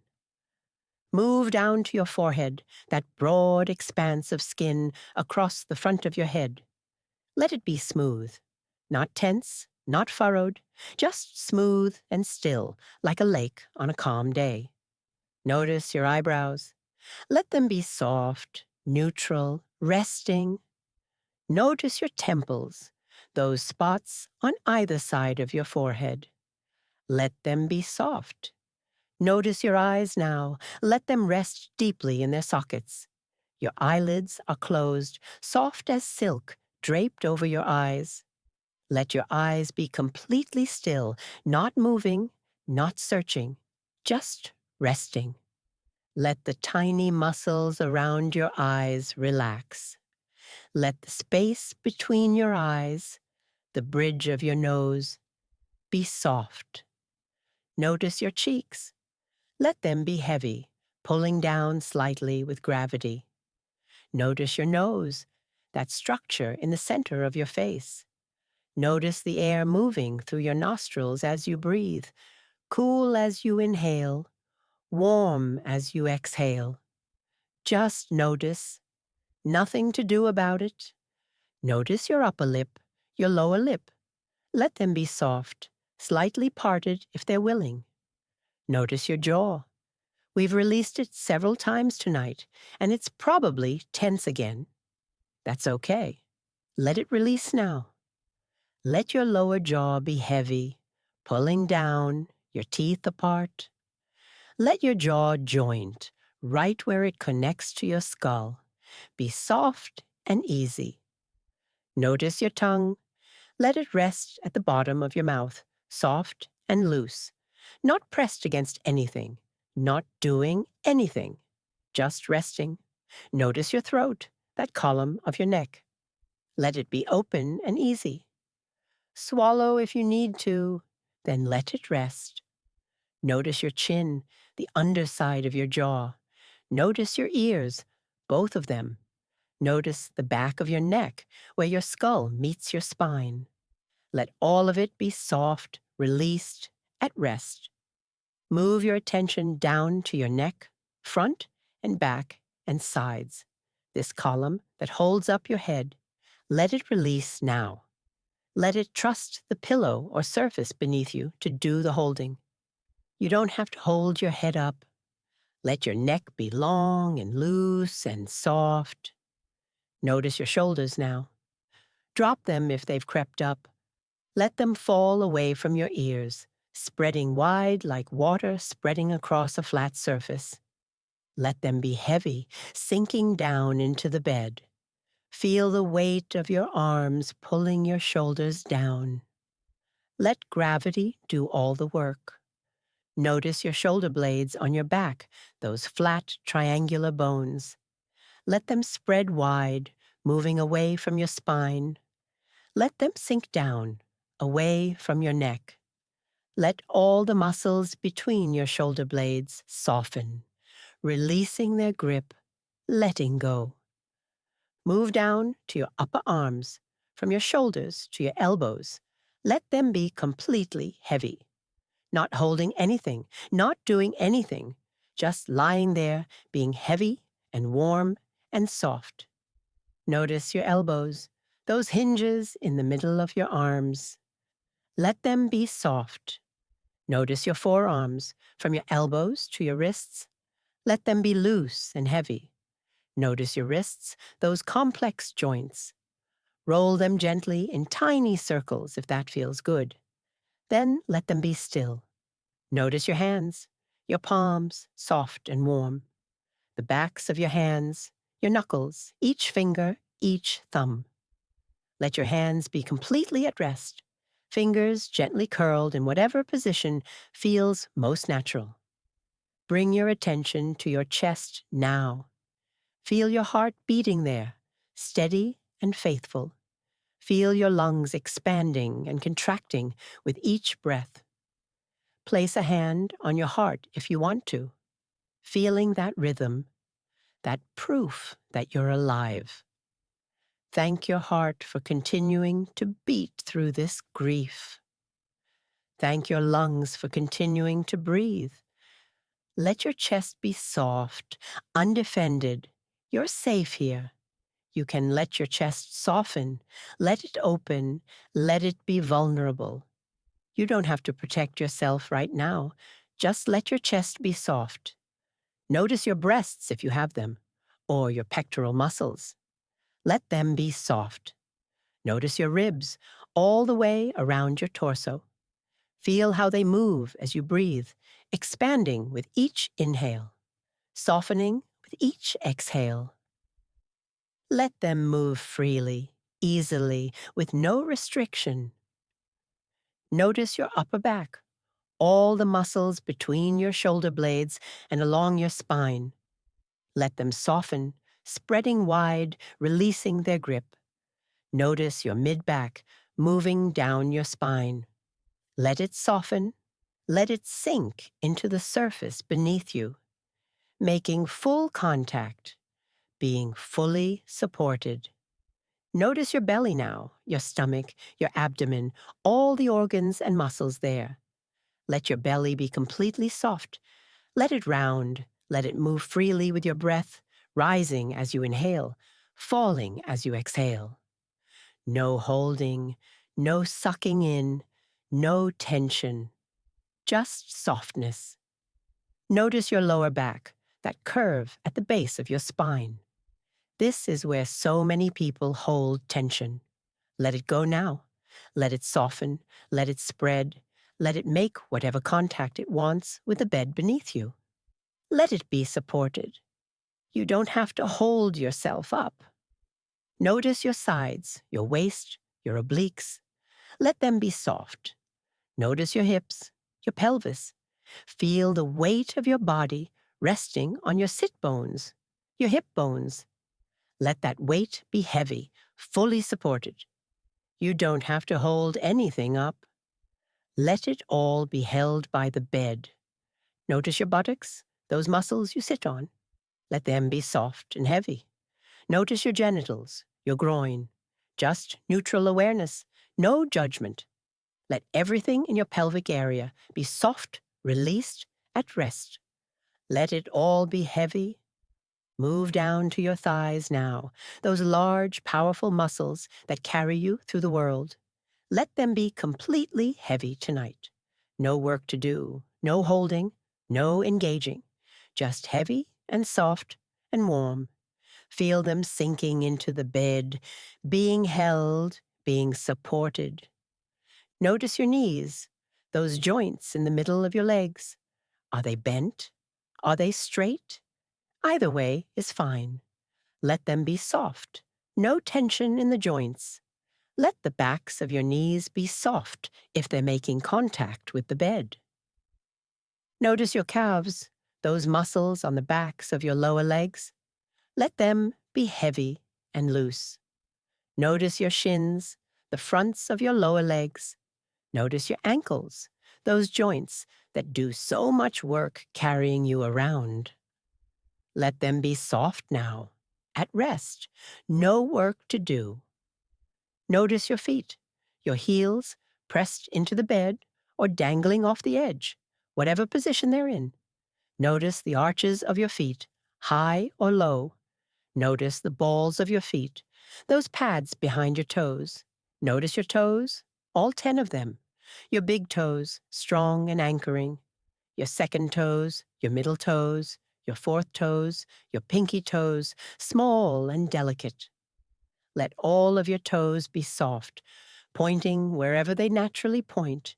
No flexing, no curling, just resting. Take a moment now to sense your entire body all at once. From the crown of your head to the tips of your toes, this is you. This is your physical form, your body that's been carrying you through this impossible day, this impossible loss. It's tired, it's heavy with grief, and it needs to rest now. Feel your body being held by the surface beneath you. The bed or the couch, whatever you're lying on, it's holding you. You don't have to hold yourself. You can let go. You can let yourself be held. Feel gravity pulling on your body, pulling you down into the softness beneath you. Let yourself be heavy. Let yourself sink. Notice how the surface beneath you touches your body. Notice where you make contact, where there's pressure. The back of your head, your shoulders, your back, your hips, your legs, your heels. Feel all those points of contact, all those places where you're being held. You are held. You are supported. You can rest. Let's breathe together again, slowly, deeply, preparing your body for sleep. Breathe in through your nose, slow and gentle.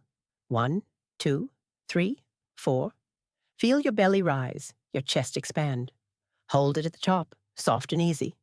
1, 2, 3, 4. Just holding space. And out through your mouth, slow and steady. 1, 2, 3, 4, 5, 6.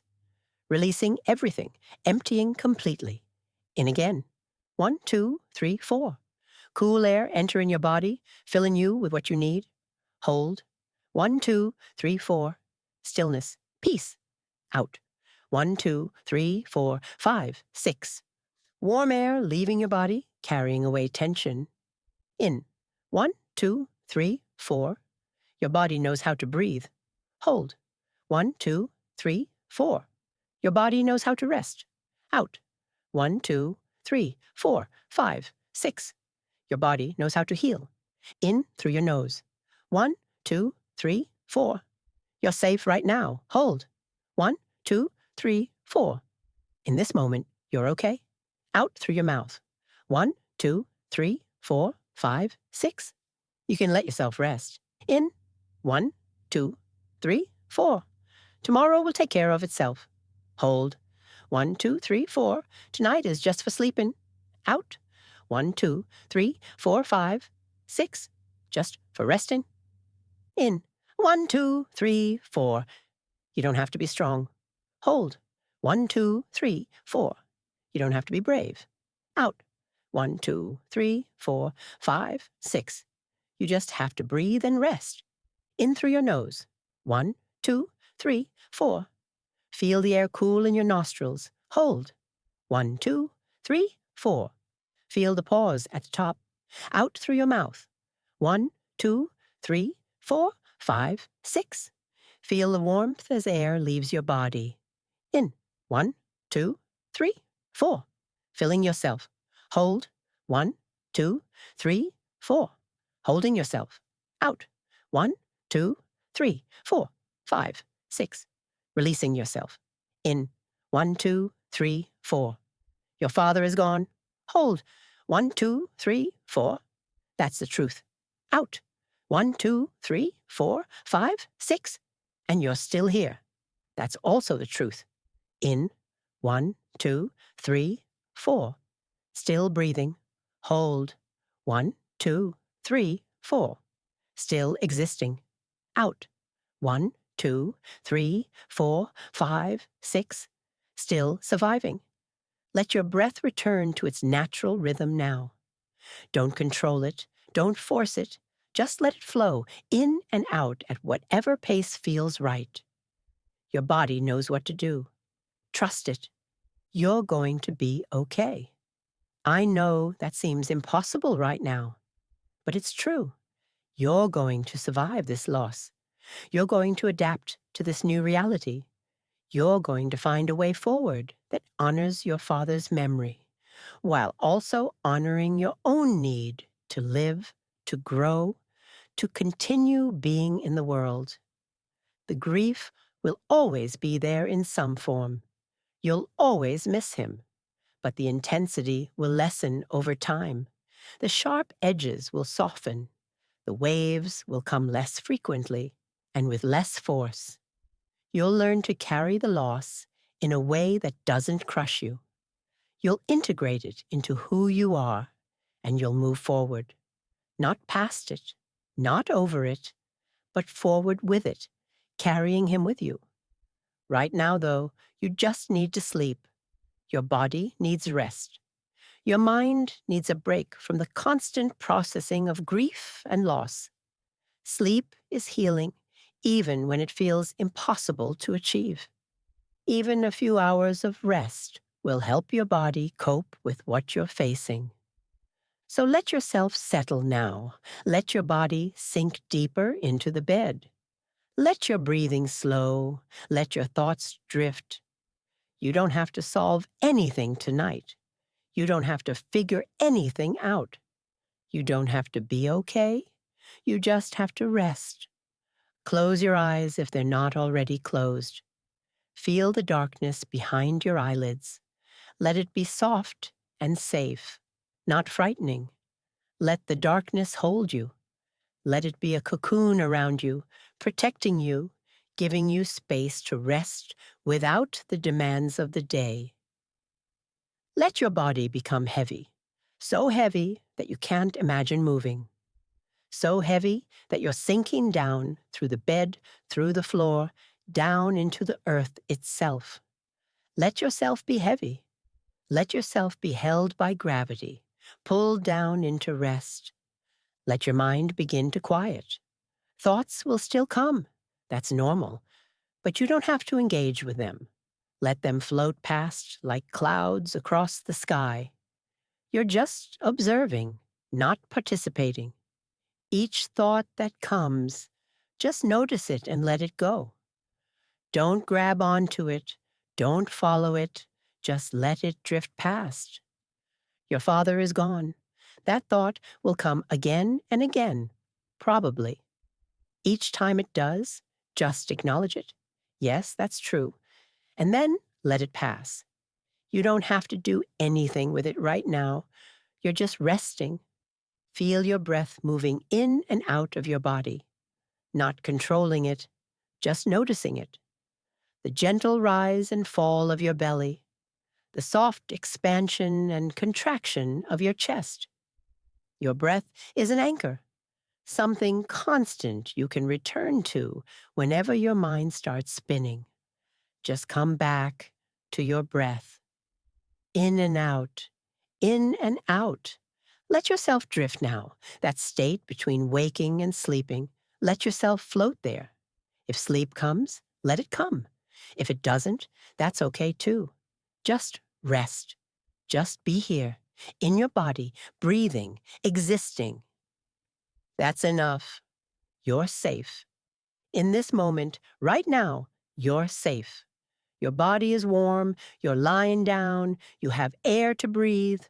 These basic things, they're enough. You're okay right now. Not okay in the big picture, not okay with everything that's happened, but okay right now, in this breath, in this moment. Rest now. Let yourself rest. Your body needs it. Your heart needs it. Your mind needs it. Let yourself have this.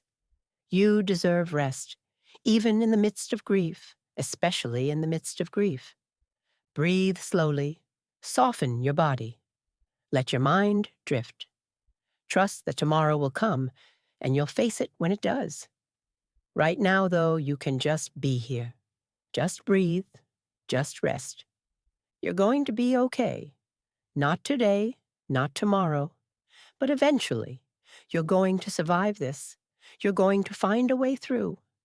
You're stronger than you know, more resilient than you feel, and you're not alone. Others have walked this path before you. They survived, and so will you. Sleep now. Let yourself sleep, or rest if sleep won't come. Just close your eyes and breathe, and let your body be heavy and soft. Let the night hold you.